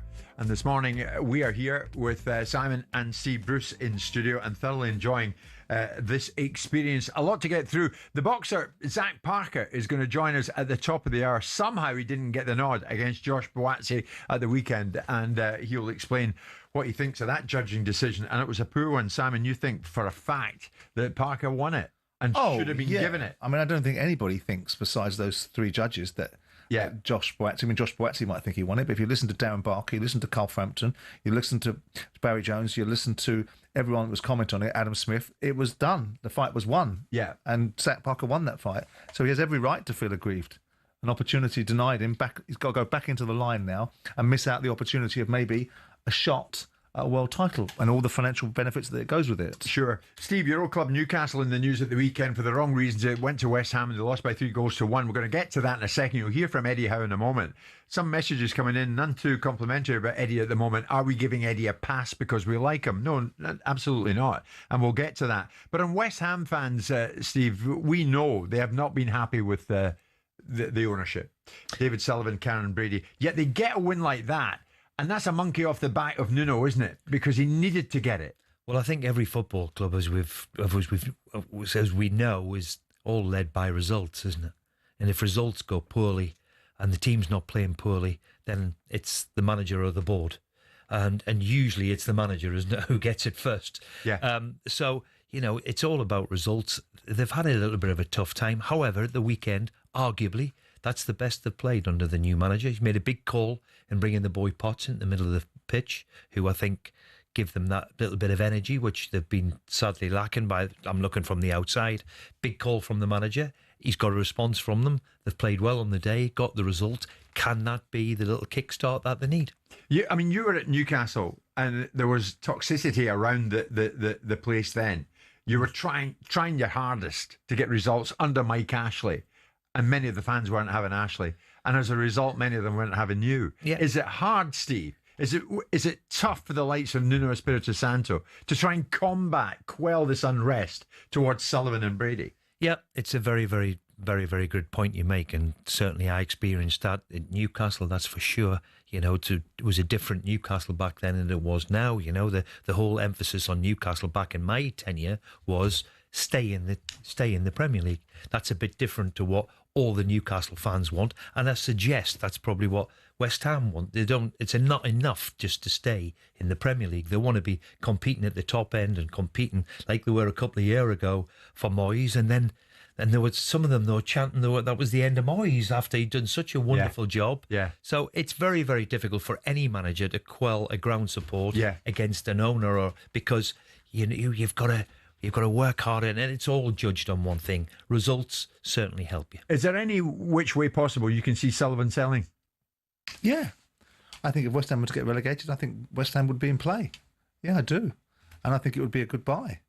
London Football Club. There's football clubs that are up for sale right now. There's one in administration that's a big football club that he managed previously that needs to be re-energised and probably will be.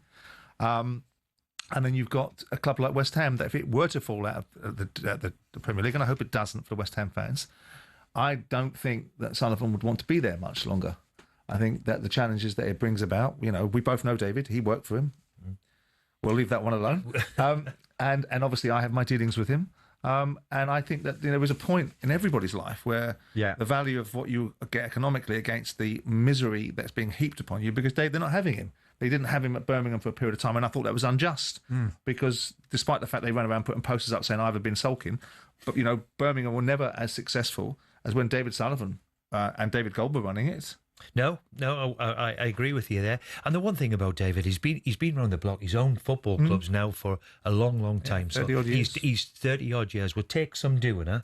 And the one thing about him, which I liked about him, was as that manager was, I'm not blowing smoke up your backside, but it was either yes or no. Can I have this or can I have that? Yes or no. It was as plain as this, and it was instant. So that's the biggest compliment I can give him. that he backed you as well as he could do, and he will do now with the manager he's got in place. What he has to have, though, is he has to have a string of results to get together to take this away. But I don't know how you really get rid of it, other than you go on a run of results, which takes the heat off everybody. Well, he's got a manager. Listen, the manager, I mean, did he back you with his Rothman's Book of Guide on players, did he? The manager they've got in, I think, is a very capable manager. I think he's a difficult manager to work with. I don't think there's any doubts about that. The Nuno Espirito Santo is an animal that's political and works his way through and upsets owners at times. But it doesn't matter if you upset owners as long as you win football matches. Yeah. And to some extent, the fact that he got Newcastle at the right time, because Newcastle were poor yesterday. And you have to give credit to West Ham for making them look poor, because West Ham were a far better version of themselves than the previous 3 games where they were really, really poor. Well, it's funny. I mean, in the final hour, we'll talk about this, Steve, because 4 years this week since Eddie was appointed manager there, replacing Steve Bruce. Mm-hmm. I mean, when he went in there, did you think, this will go well for him? It should do. Yeah, and you knew that in the upcoming, he found it difficult to start with. Yeah.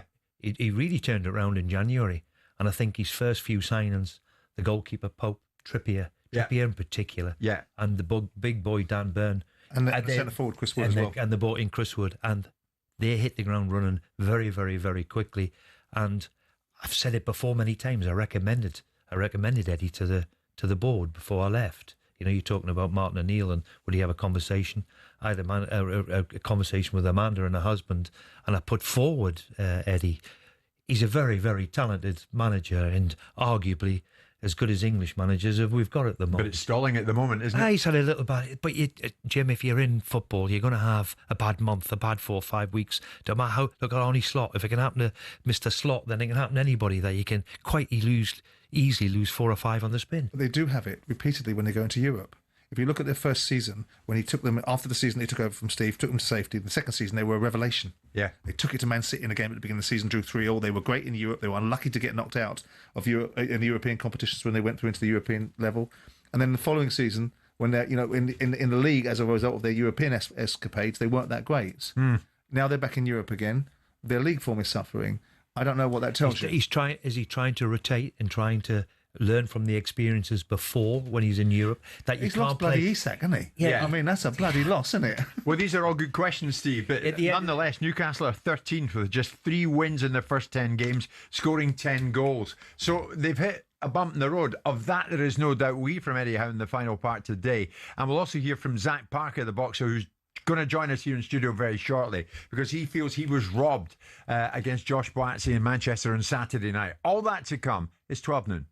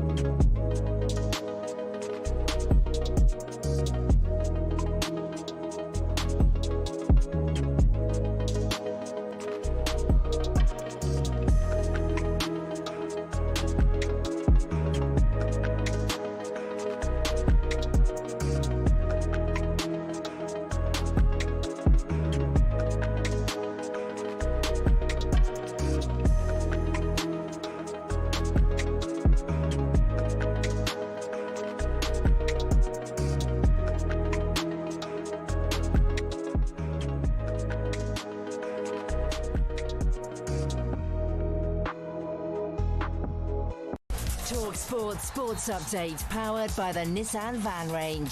Supporting van owners to get the job done. Search Nissan Vans or head to your local Nissan Van Centre.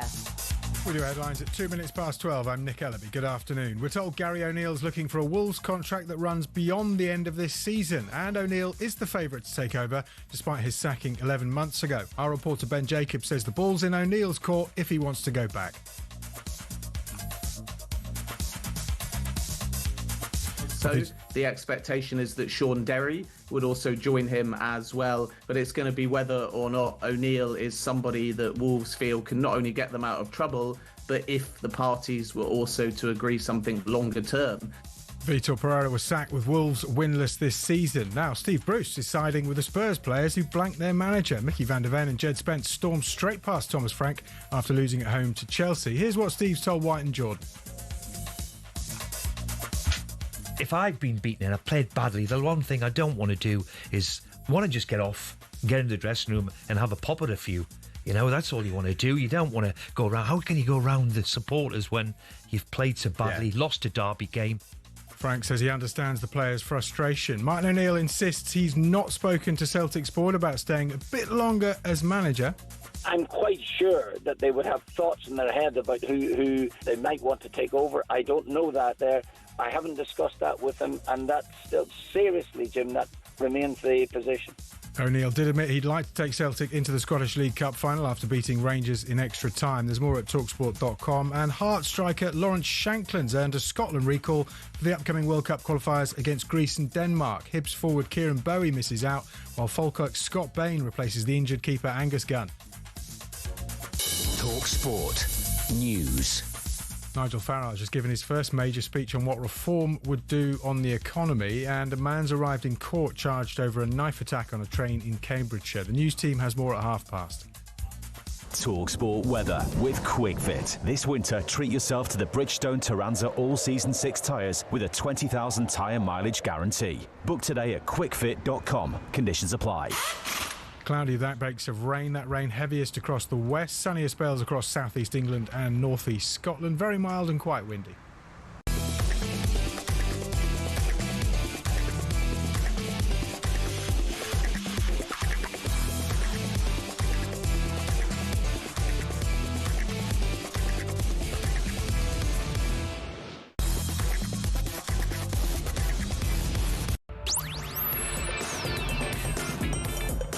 Good afternoon, everybody. It's 5 minutes past 12 noon. It's Jim White and it's Simon Jordan, and we are live on talkSPORT. Steve Bruce has been with us and will be with us again very shortly as we dip out from the world of football. Very shortly, we shall return to footy with Steve Bruce. But in the meantime, we're concentrating our efforts in the world of boxing. And our concentration is very much on Josh Boazzi beating Zack Parker in Manchester on Saturday night. Fighting under Queensberry for the first time, the British light heavyweight Josh Boazzi secured a controversial points win over Zack Parker in Manchester. Two judges scored it 96-94 to Boazzi, with the third 95-95 draw. In a moment, we're going to be speaking to Zack Parker, who joins us live in studio, because many inside the arena and Zack himself feels that in no way was this the right decision. This was the moment that the decision was announced. Scores it 95-95, even a draw. Wow. And both judges, Salvador Salva and Marcus McDonald, scored the same, 96-94, both for your winner by majority decision. And now the WBA International Light Heavyweight Champion, Joshua Boazzi. I cannot believe that. I really can't. A draw and by two on two cards for Joshua Boazzi. I think we've seen a couple of strange decisions tonight. Liam Cameron getting the benefit, but I thought this was much wider to Zack Parker. Oh dear. Now, if you're watching it on your TV at the moment, many of you will have been, you will see just how heartbroken Zack Parker was not just heartbroken, but absolutely befuddled, bemused by the decision. Salvador Salva went 96-94 Boazzi. Marcus McDonald went 96-94 Boazzi. Gregor Smolenda gave it 95-95, the draw. Zack Parker, you feel you were robbed, right? Yeah, proper robbed. I was obviously, we had in our head that we was winning, and I was cruising, to be fair.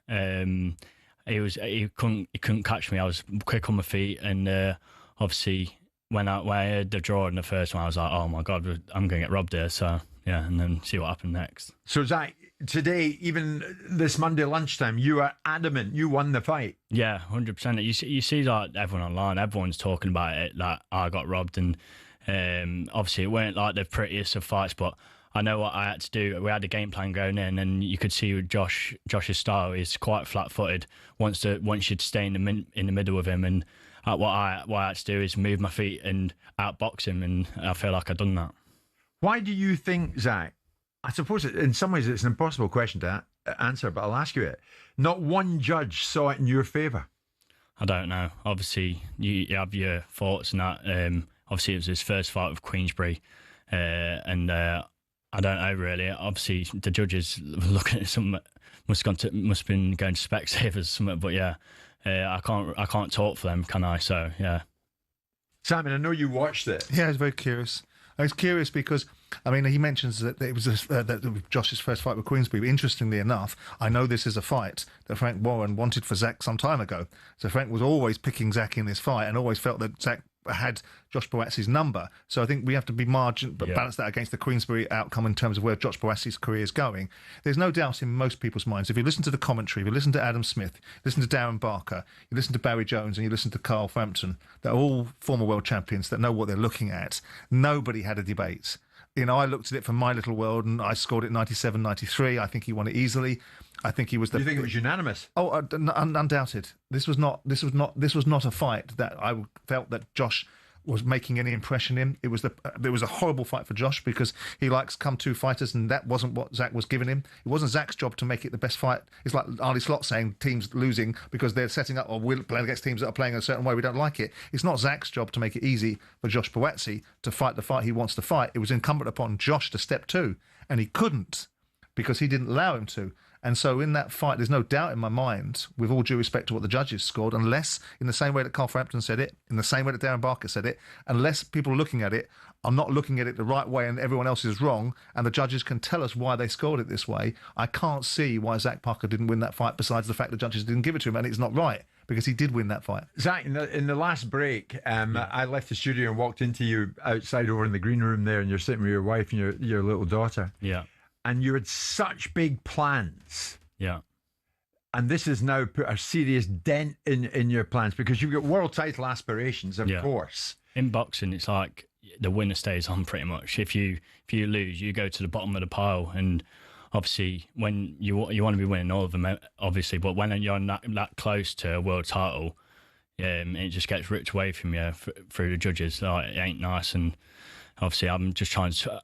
It's hard sport as it is in the first place, but when obviously with my family and I'm just trying to support them and get us better off in life.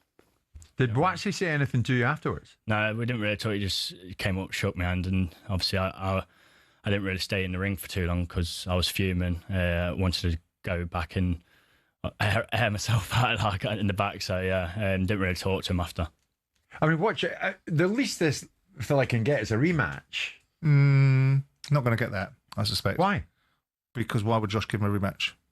Josh will move up and onward now. He has the opportunity, which is what Zack is talking about, to potentially fight the winner of Anthony Yarde versus David Benavidez. So he's not, with all due respect, he's not going to sit there with nostalgia in his mind and say, this poor kid needs to look after his family. I'm going to go back and give him another run of the dice. A, he won't fancy the fight because he didn't like what he saw. And B, well, why would he do that? You know, there's no moral compass about this. This is not about what you think is right and wrong. This is the business of boxing. And this division is a very competitive division. Now, Zack has other fights now that he can take, and he doesn't necessarily have to go to the bottom of the pile. Willie Hutchinson was giving it loads of big noise not wanting to watch the rest of the fight. There are other light heavies out there, but this is a very, very competitive division. You saw the card. You saw Liam Cameron, win his fight. You saw some fighters out there in the light heavyweight division that are very competitive. You're seeing the Ben Whittakers of the world that are coming up. You're seeing Beterbiev and Bivol. You're seeing Anthony Yarde. You're seeing Callum Smith. They're all there watching that fight. Yeah. So there'll be other fights for him, and he has to get past his disappointment. But also the thing for him is there are not a lot of people that will like to fight him on the back of that performance because they'll think it's a difficult fight. Zach, have you always had faith in boxing judging and scoring? Yeah, it's you. Obviously, if it goes to the scorecards, you want to think they're going to get a fair roll of the dice, but you do keep seeing it over and over again. You've seen it with the Jack Catterall and Josh Taylor fight. Indeed. The first one, that was a really bad decision as well. But yeah, once it goes to the decision, you think you just go.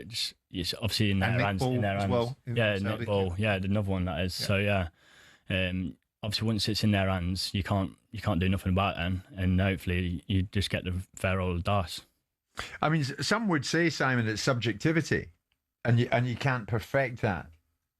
They give it as they see it, It's what you like, but ultimately, if you've got fighters, I mean, these fighters. Let's listen to what Carl Frampton said. Listen to Darren Barker, who's a very cool head and very balanced in their perspective. That know this game. They're fighters. Yeah. They're also outside of the ring analysing it, so they're pundits as well. If they are unilateral, Adam Smith is a bloody good observer as well. If they've sat there, with all due respect to my opinion, more to their opinion, and they've gone, done deal, get his arm raised, move on. Zack Parker's got an opportunity to really progress himself, and it's not even a consideration. It wasn't even a debate.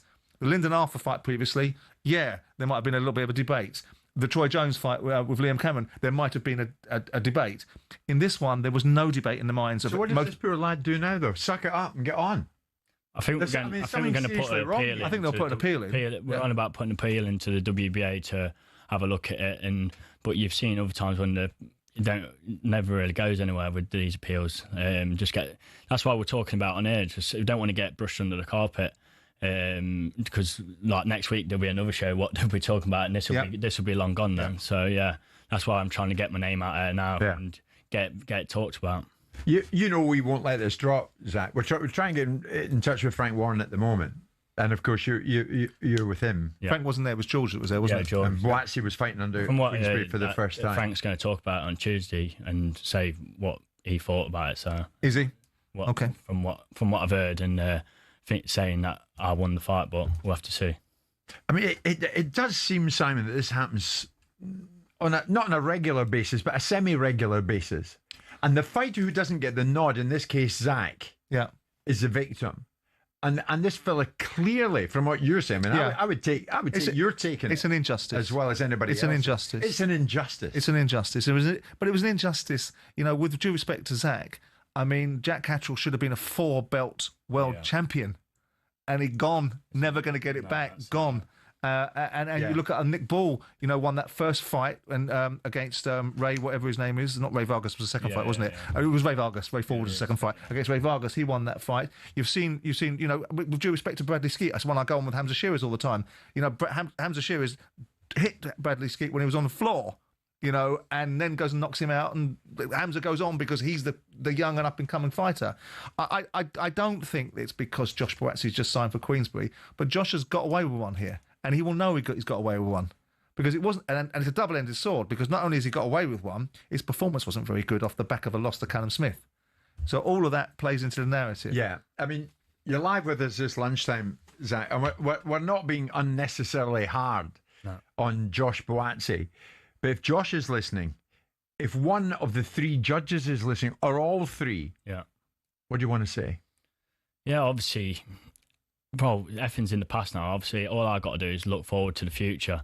But obviously, it weren't Boatsy's fault. It weren't in his hands, was it? It's the judges who wronged me. But if I was listening, they should like maybe go on a few more courses or something. Like get more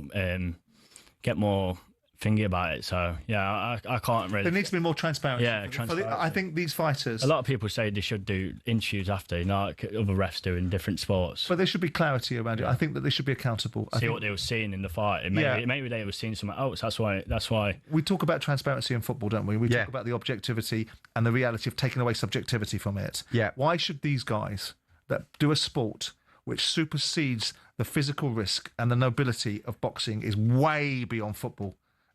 Not be given the same courtesy to see their lives being affected. If this was a footballer, there'd be an uproar about something of this nature. So I think boxing should do better. Boxing's a hard game at best of times. Yeah. But when you're putting your body through what we'd actually go through, and then we don't get the right decision at the end of the night, it's even worse because I was putting my body through hell. It was my daughter's birthday last Friday when I was getting weighed in, and I couldn't even see her. And I didn't see the whole a few weeks before because she was had a cold and that. So it all goes into it. We're putting our life on the line when we're getting there. She's jumping about through there, mate. I know. She's delightful. I know she's amazing. She is. But I've got another baby on the way as well. So I'm just trying to better my life and set us up for life. And like I say, it's just a hard game as it is. It's only your second loss, is that right? Second loss, and my first one was John Ryder. As a cycleweight, wasn't it? Yeah. But as you say, you're 31 now. 31. I want to be pushed on for these massive fights. That's why I've accepted every fight what they've offered me. I was boxing Willie Hutchison, and he pulled out 3 or 4 days before, and then I thought it weren't boxing. Then they put me in, and I was like, I thought I have to G myself up again. Sure. And obviously they gave me the Boatsy fight. I took it with both hands, and now we're here. Okay. Zach, we will do what we can at this end. And thanks so much for coming in. Unfortunately, really under these circumstances, but, the message is clearly there. Well done for the performance anyway. Incidentally, Sam, before we leave it, what a good point Zach made. Why can't we get access to interviewing the judges in the night? Again, that's down to people like the British Boxing Board of Control and those sort of people that operate in a certain way. I think that fighters, if there's ever an entitlement to have an understanding of how things work, I think fighters more than any sport deserve that. Yeah. Message after message coming in, Zach. Yeah. There's one. Steve was at the fight. Well done, Zach. You were robbed, plain and simple. Let's hope you get your justice. Zack Parker with us live in studio.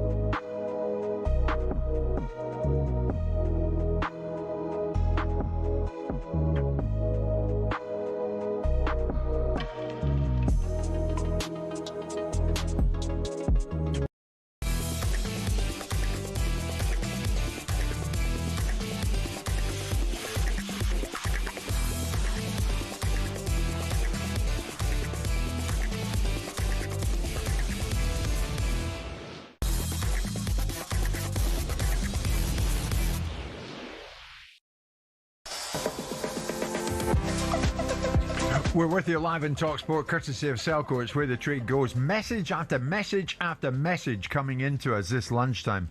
All in support, Josh Boazzi, of Zack Parker. There is Lee. Afternoon, gentlemen. I have to say, Zack Parker showing decorum and maturity in the face of evident disappointment. He's a credit to himself.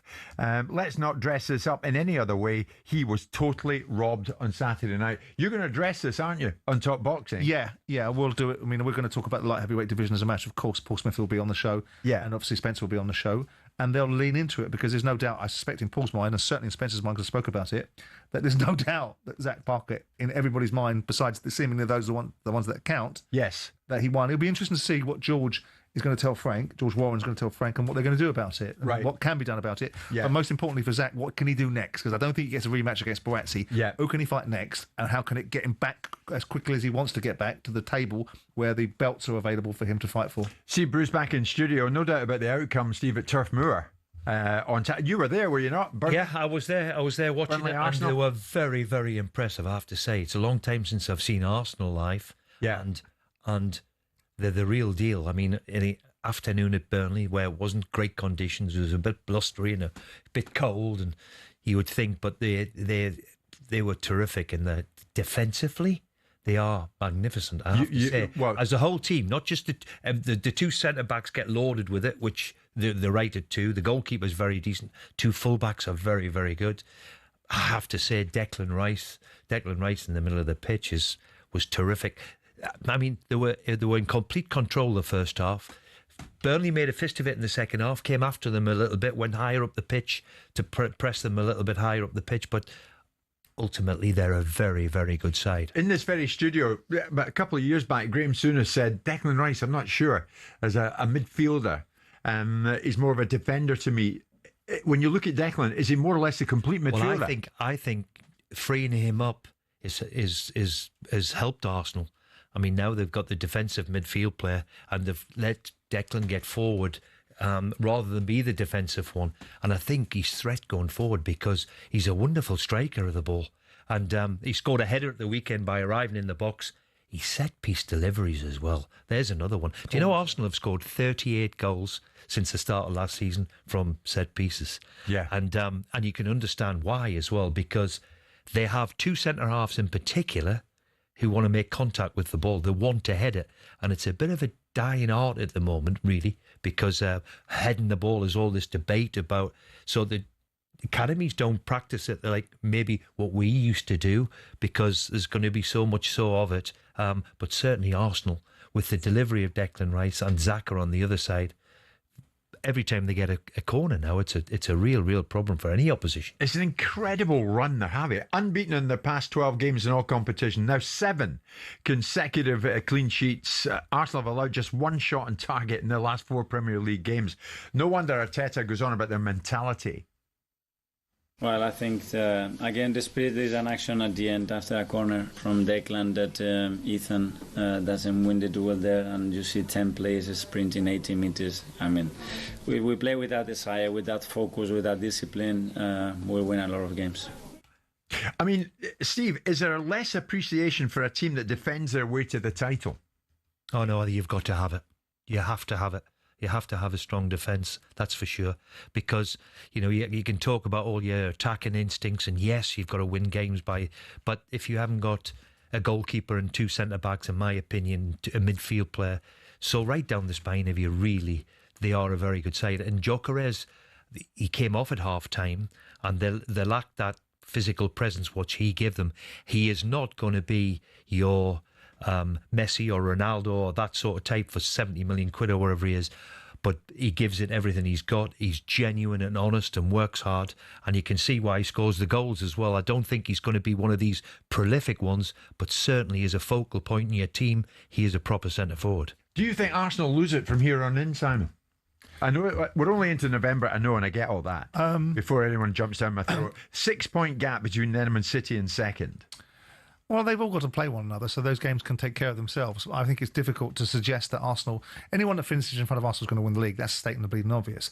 Arsenal have now arrived at a point where all the questions that have been their squad is good enough to win this league. The centre forward, I think he probably will be prolific. I think he will score goals. He reminds me a lot of Diego Costa in that sort of mould where he drives centre-backs mad. It gives Arsenal a different option. They've not had it before. They didn't have it with Kai Havertz. He wasn't a centre-forward. Gabriel Jesus is prolifically injured, so he's not going to give you the outcomes. I think Arsenal will win the league this year. I thought it would be Liverpool. I thought that Liverpool would carry on rolling out the opportunities, and with the strengthening of their squad, they will get better. I think they really do miss the boy Diaz. I think those changes have been difficult for them, and quite frankly, I'm quite pleased to see Isak struggling, because I think nice to see a player get what they so richly deserve. But in this instance, I think Arsenal, if they Simon, come on, if they can keep their momentum, changed it. It hasn't changed at all, not a bit, and I wouldn't want them to either. But you know, it's when the tickly bit happens. Yep. We're all right talking about in November, but you've got to get through to March, and then hopefully their experience of being there in and around it for the last 2-3 years, what have they been, second 3 times? Hopefully that experience might get them over the line a little bit, but when you come upon it is the big thing. With 10-12 games to go is when you really, really find out. It's what the men from the boys. Yeah, you have tickly bit, the squeaky bum time, or whatever you want to call it. But then in and around it, when the pressure comes on, is can they handle it? I suspect by looking at them, I think the experience has done them the world of good. They've got a real strength and depth. They are a very, very good team. You know what it takes to get through the tickly bit. Are they going to win it? Well, if I stuck my neck on the line, yes. After watching them at the weekend, yes, I think they will win it. Again, they've got to still play. They've got to go to City, and City are only 6 points behind, and you never underestimate them. And of course, Liverpool will come good. So I expect them to mount a challenge. I don't think it's going to be just a procession for Arsenal, but they're going to be the one to beat at this particular moment. Okay. It is Arsenal for Steve Bruce. It's 12:30 this Monday lunchtime. We're live in talkSPORT with Selco, where the trade goes.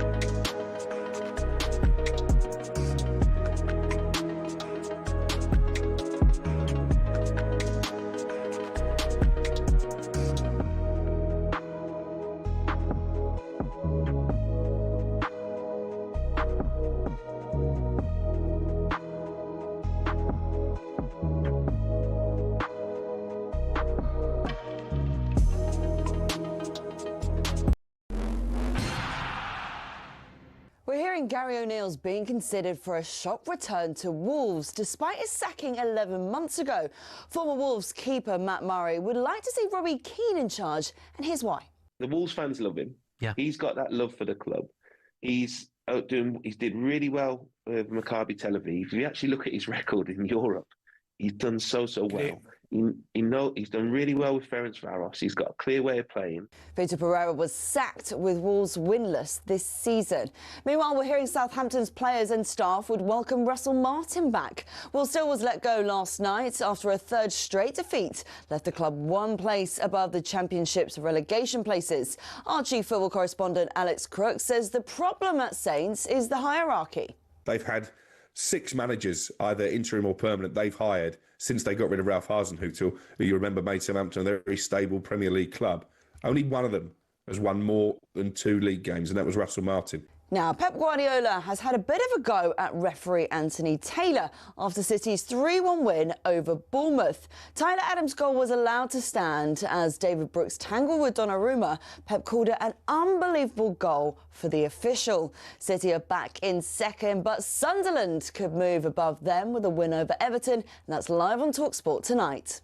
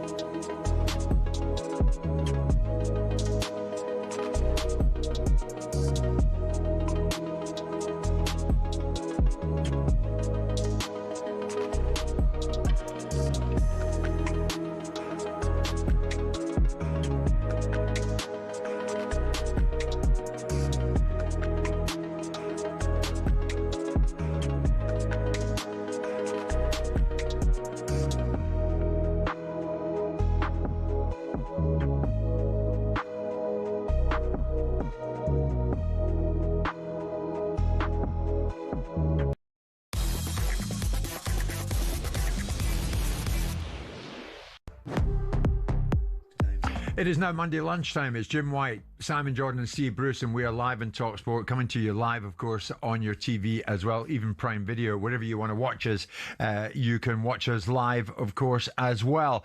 Something of a war of words have erupted in the women's game, and we're right across it this Monday lunchtime. It's involving 2 goalkeepers, it's involving one goalkeeper in particular. Those who remember England, when Mary Earps played in goal, they were in a good run of play, were they not? They were in a good run of games, and Mary Earps was a very popular member of the England international squad. Well, now the same Mary Earps has written a book and has accused Serena Wigman, the England head coach, of, quotes, rewarding bad behaviour by recalling Hannah Hampton to the international setup. And she's labelled the England coach's reasons for the selection between the goalkeepers as BS. And we all know what that means this Monday lunchtime. In her autobiography, Earps details her account of the events that led to her international retirement just before Euro 2025. On Hampton being recalled, Mary Earps says, "I felt protective of the good energy we had in goalkeeper training and the morale of the wider team. Bad behaviour, though, being rewarded, and this felt unjust. My eyes welled up with tears. It was a choice that went against my core values. The affinity I had for Serena and this job, one I'd given every last cell of myself to, was being destroyed. The trust and respect evaporating." Very strong words. Hannah Hampton got the nod. Mary Earps moved sideways. And now Mary Earps retired from international football and now is writing a book. And partly she refers to that in the book. Catherine Batty is the Telegraph's women's football reporter, and Catherine joins us live. Catherine, where are you at with all of this? Is it a bit of bad blood? Should Mary Earps be speaking out like this, albeit in her book? I think it's a shame the way it's gone, to be honest, with Mary Earps, because I don't know what she was kind of expecting in terms of the reaction to this book, but I don't think it's gone the way she probably would have hoped.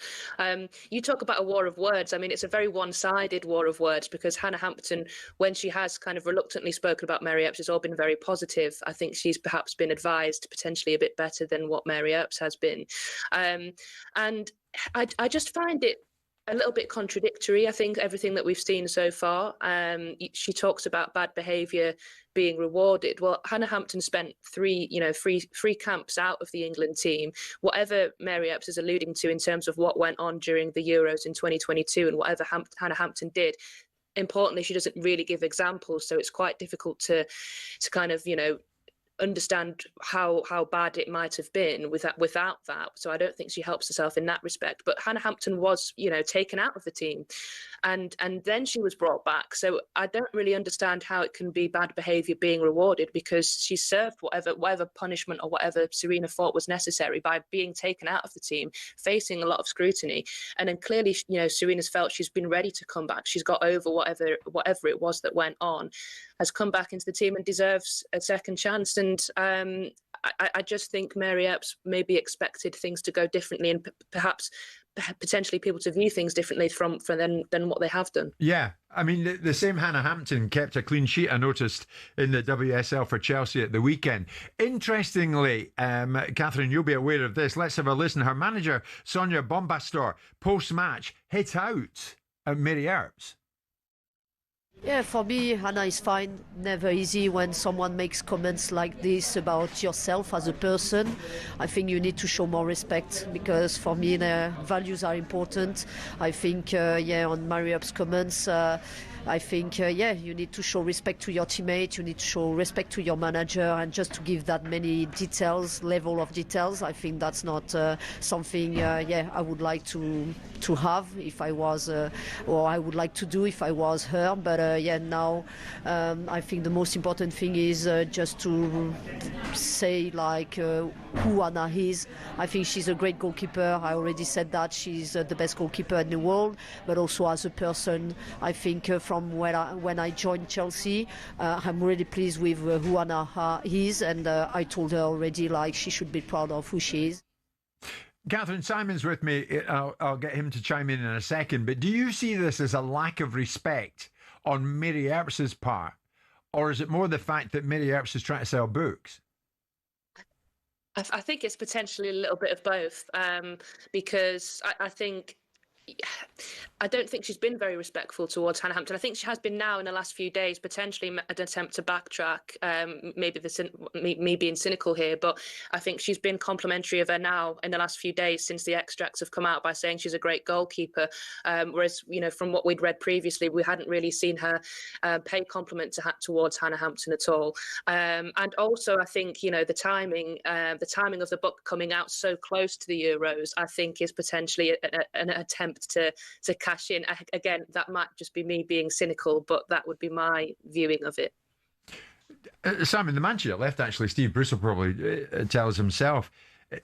A lot of the time, Steve, things change in a dressing room dynamic. Somebody else comes in and you've had your time and you move. Well, it's the ultimate thing in football, isn't it? That, I remember getting left out of a cup final. I was absolutely distraught and left Man U in a bit of a huff, really. Like a spoiled child, I regretted them actions. Like I regret a few when I was a bit younger, because, I felt as if I deserved maybe better. But look, it's all about, especially if you're a goalkeeper, it's all about making a decision. And a goalkeeper can't play anywhere else on the pitch, so he can't put it in another position or what have you. It seems to me that there's obviously a rift that she's lost her position as the number one goalkeeper, and obviously she hasn't enjoyed that, and has obviously wrote chapters in the book which probably now she might regret. You go down a similar view? Well, yeah. I mean, the risks of sounding misogynistic is all a bit of handbags, isn't it? I mean, we're looking at a situation where her main criticism is of her manager. Well, the problem for her is her manager's gone on one of the European Championships without her. There's a sense of entitlement. If you're going to be the arbiter of what bad behaviour is, why don't you tell us what it is then? If you want to open this can of worms and you want to suggest that someone's been rewarded bad behaviour, then go the full hog.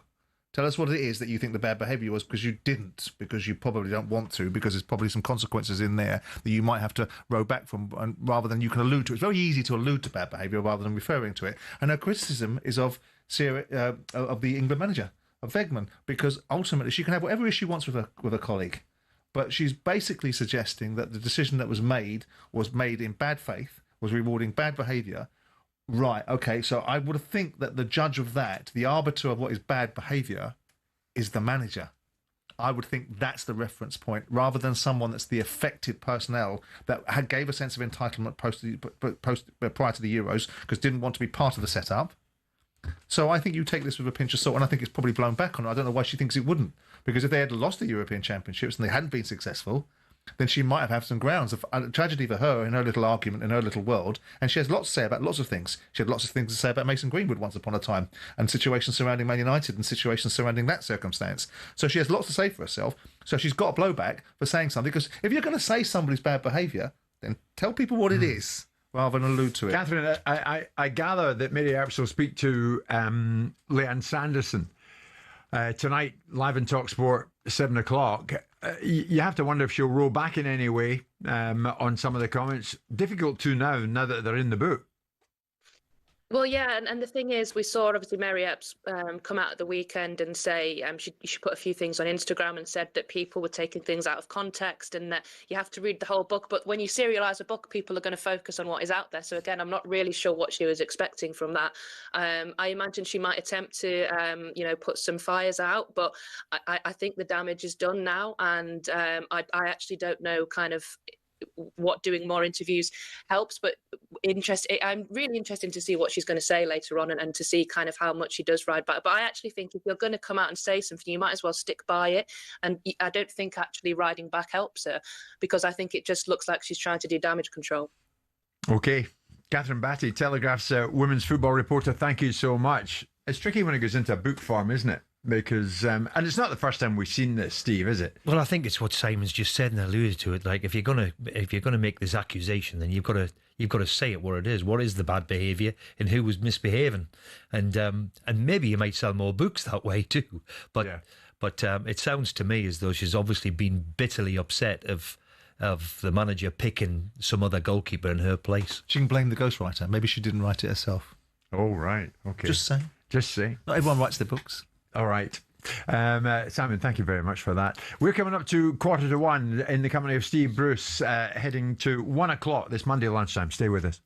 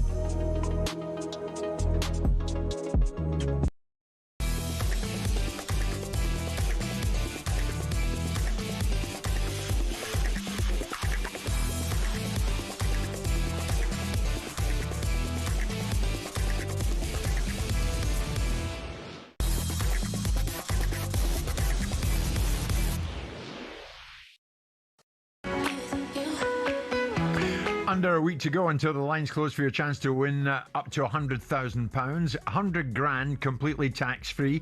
If you are the lucky winner, then, or if you're one of the lucky callers, you're going to get an invitation to come into talkSPORT Towers Thursday, November the 13th, and you will play for that life-changing cash prize. Here's how to enter. 18 plus UK excluding Northern Ireland. For a chance to win, text the word cash to 83338 and you're in the draw. Text costs £2 plus one standard network rate message. You must have the bill payer's permission, or you can enter for free by calling 0330 880 3338. All entries must be received by the 6th of November at 4 p.m. This is a TalkSPORT limited promotion run on TalkSPORT, Talk and Virgin Radio UK stations. Full terms and conditions at talksport.com. Finished today in the company of Steve Bruce, and nobody better to talk to about Manchester United round and about than Steve. Played 416 games for Manchester United. You were captain for about half of those games, Steve? Yeah, something like that. Was that long ago, Jim? I have to remind myself now and again. Not at all. Not at all. Forest 2, Manchester United 2 at the weekend. And we all know where Manchester United have got to under 1 year, almost exactly, of this man Ruben Amorim. 53 games, 21 wins, 13 draws, 19 losses. We know what happened last season. Finished 15th in the season, runners-up in the Europa League, and that one still hurts. And just before they played that game against Forest at the weekend, Amorim reflected on 1 year in charge. Was a journey. It was a big journey. Was tough. Was really tough. Good moments, bad moments. I learned a lot. That is really important. I found out that even in my lower moment, I can stick with the things that I believe, and that is a good thing to for anyone to understand that. Today, the answer is different from 3 weeks ago. So it's important to understand that. So it's one of the biggest honors of my life to be here, and I want to continue here for many years. So 4 games undefeated, Steve, now, and that's helped, no doubt. But is this tanker beginning to turn under him? Well, we sincerely hope so. I think all of us want him to do well. I think everybody likes him. We all like him. I think he is a really genuine guy. He's obviously got strong beliefs because the whole football world was craving. Why doesn't he change? And why doesn't he change his philosophy or the way he plays? He didn't. He stuck with it. And hopefully in the last month, just shows the last month has been signs. I honestly believe they've bought well this summer. I think the Cunha thing and Mbeumo up front and Seko up the top end of the pitch, they've bought well for a long time. Unfortunately, for me, Man U haven't bought well enough. These 2-3 have hit the ground running. They know what it's like to play. They're used to the Premier League, and I think that's important, apart from Seko. But the other two have been here before and know what it's all about. We genuinely hope his last month has arguably been his most successful since he's been here in 12 months. Yeah. He put a lot in the Europa Cup. He sacrificed the league a little bit towards the end to put all his attention into the Europa Cup, and unfortunately got beaten by Spurs. I know where your heart is, and I get it. You're hoping. You're hoping that he can do it and be a success. But does it feel any different from the days of Moyes, Van Gaal, Mourinho, Solskjaer, Ranić, Ten Hag? Well, I think in all of them guys, they're all very, very, very good managers in their own right, huh? And of course, who would have ever thought that, Man U are going to go 10 years before they've won a league since Sir Alex left? It's quite remarkable, really. However, Arsenal haven't won a league for 20-odd years now, isn't it? It does come in cycles. As I said, I think in the supporters, in themselves, in the stadium, in the ground, they've never got after him. In fact, I don't think they've ever got after any real manager. Talk about sit-ins and protests and all the rest of it. The Man U fans haven't done that in the stadium. They've got well behind him. They're still all behind him. We all want him to do well. There is signs in the last month that it's improving. Let's hope it stays that way. It's going to be difficult, but let's hope it stays that way. You still maintain that the downfall started, Simon, under Ole Gunnar Solskjaer? I think the erosion of standards, I think the performance on the field, if you look at the results that Ole got, they will tell a different story. But I think the seeding in of the lack of standards and the lack of discipline and the culture that Man United is a club that can be played for in a certain way, he will talk about it more eloquently than I ever could. But Man United comes with an expectation to win and an obligation to play in a certain way. I don't mean this buccaneering style that often is associated with them, because sometimes it wasn't always buccaneering, as people like to remember it in their mind's eye. But there was an inherent responsibility of Man United players to understand who they played for. And for a period of time, that responsibility seemed to have been lost. That attitude seems to have been... Yeah, but comparatively, they were more successful under Solskjaer than they were under the others.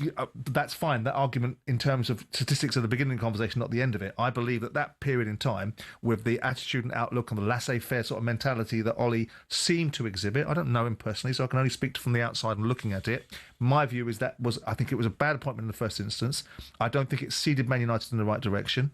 And now you've got another guy in there, Ruben Amorim, that's followed after a variety of different people, that, to me, is very rare that a manager gets given the amount of time that he's been given. He's been seemingly able to say the most... He has said some ridiculous things. You know, you can't turn around and say some of the things he said about this is the worst Man United team ever. You can't turn around and say, I'm a young manager. You're the manager of Man United. You're old enough to be the manager of Man United. Don't start bringing your age into the equation. But Radcliffe came out 3 or 4 weeks ago, so he's here for 3 years. Yeah. And to be fair to him, he made some big calls. Yeah. Which I like about him. A bit like Arteta. I mean, the Rashford situation and Garnacho situation, the boy Anthony, all of these ones, he's made a big call go to hard say, or go home, he's gonna and got the ones he wants to get in. There's signs of a bit of recovery. And we all want, as I said, we all want him to do well, but albeit they stank the place out against Grimsby 6 weeks ago. So it was very, very. But I think a vibrant Premier League needs a vibrant Man United. With all due respect to all the other teams in it, I think Man United have been the poster boys of the Premier League for a very long time. Even though the 12 years that they haven't won a Premier League title is a barren period, it's all as much. Many people talk about Man United losing as they do talk about Man City winning. Still, yeah. Absolutely. We shall see. Steve Bruce, we thank you again. Thank you for having me. I've really, really enjoyed it, especially sitting next to this man. Eloquent. I can be more eloquent than Simon. I've never thought that. Your vocabulary this afternoon is going to be, it will surprise even you. Oh, I doubt it.